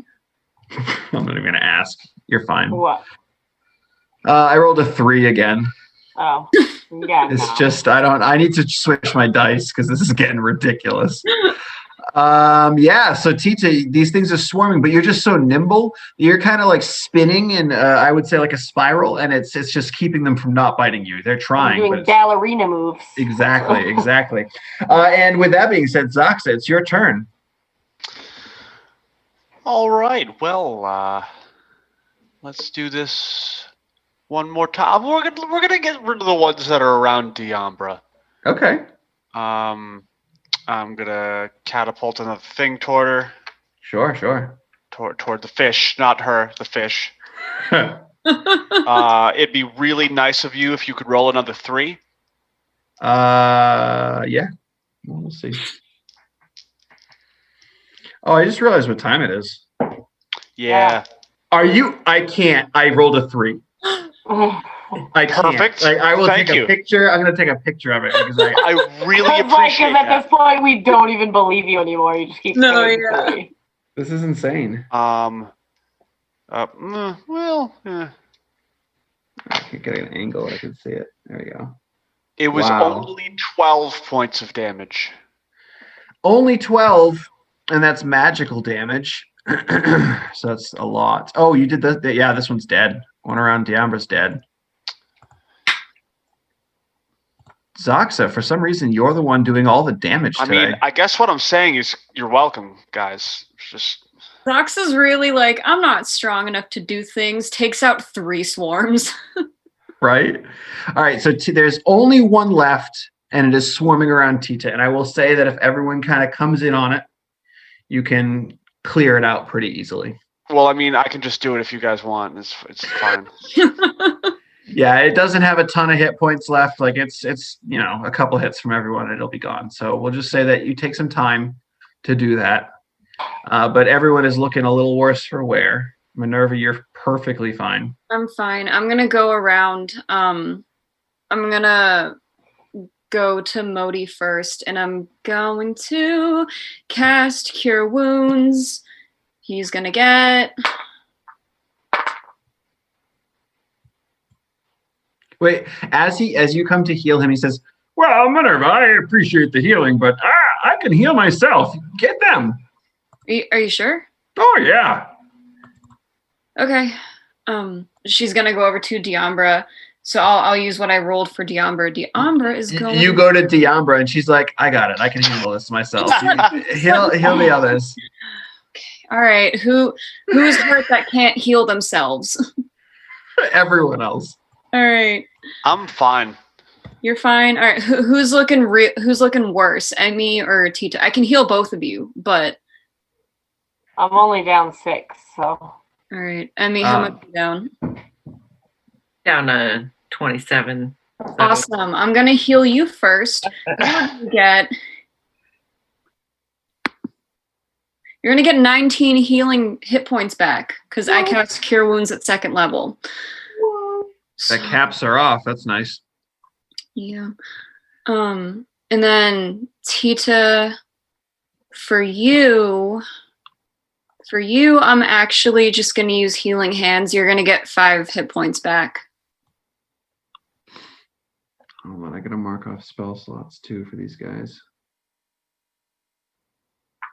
So he used 1st level. Oh, he used bolt. Never mind, Minerva. You change your mind? Hold on. Great. Just let me know if you need my help. No, I'm good. I'm good. Okay, if you say so. Right, As he just bleeds out. He's like, I'm good. No, he is actually good. I forgot he has a healing light thing that I passed over as well. All right, so you're all kind of getting healed up to not necessarily full, but pretty good. And you all just kind of sit down and take a breather. And as you're all kind of sitting there to take a quick break, there are 3 of you, Minerva, Zoxa, and Tita.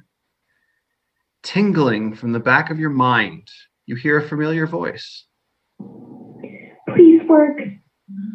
Hello? I know this is weird, but I hope you can hear me. You don't have to worry about me. I'm safe. For now. And I miss you guys so much. I just wanted you to know that I'm alive and I'm going to the planet Akiron or Akiron. I don't remember how they said it, but that's where I have to go. I have to defeat an elemental titan of sand, I think they said. I don't know, it's all happening so fast. I hope you get this. I gotta go. Bye.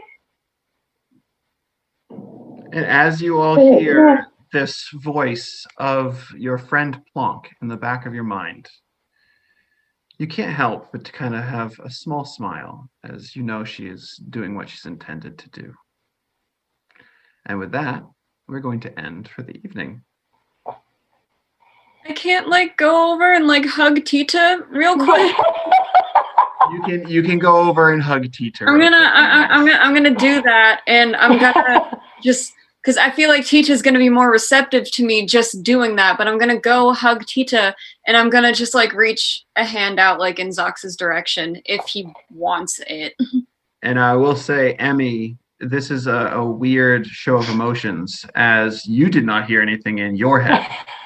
But Minerva just walks over and hugs Tita and then puts a hand out to Zoxa. And yeah, it's a little confusing, but hey, we will dig more in depth into this 3 weeks from now, because we're not here the next 2 weeks, and then it'll be the third week. So January 4th, 2021 is when we will be back to continue this story. So I hope that we'll see all of you then. Have a wonderful evening. And stay safe. Great little holiday break from us. Yes, and have a Merry Christmas, Happy Hanukkah, any other holidays that you may celebrate, and Happy New Year, because we won't see you until after the New Year as well. So 2021. Goodbye, 2020. All right. Yeah, seriously, goodbye, good riddance. 2020. Good riddance. You should have made that one of our enemies in the game. It should have been and then 2020 floats up and is trying to kill all of you. Just the whole year, all of the events unfold on you all at once. Yes. Well, I hope everyone enjoyed themselves. I know I did. Have a fantastic evening, and we will see you after the new year.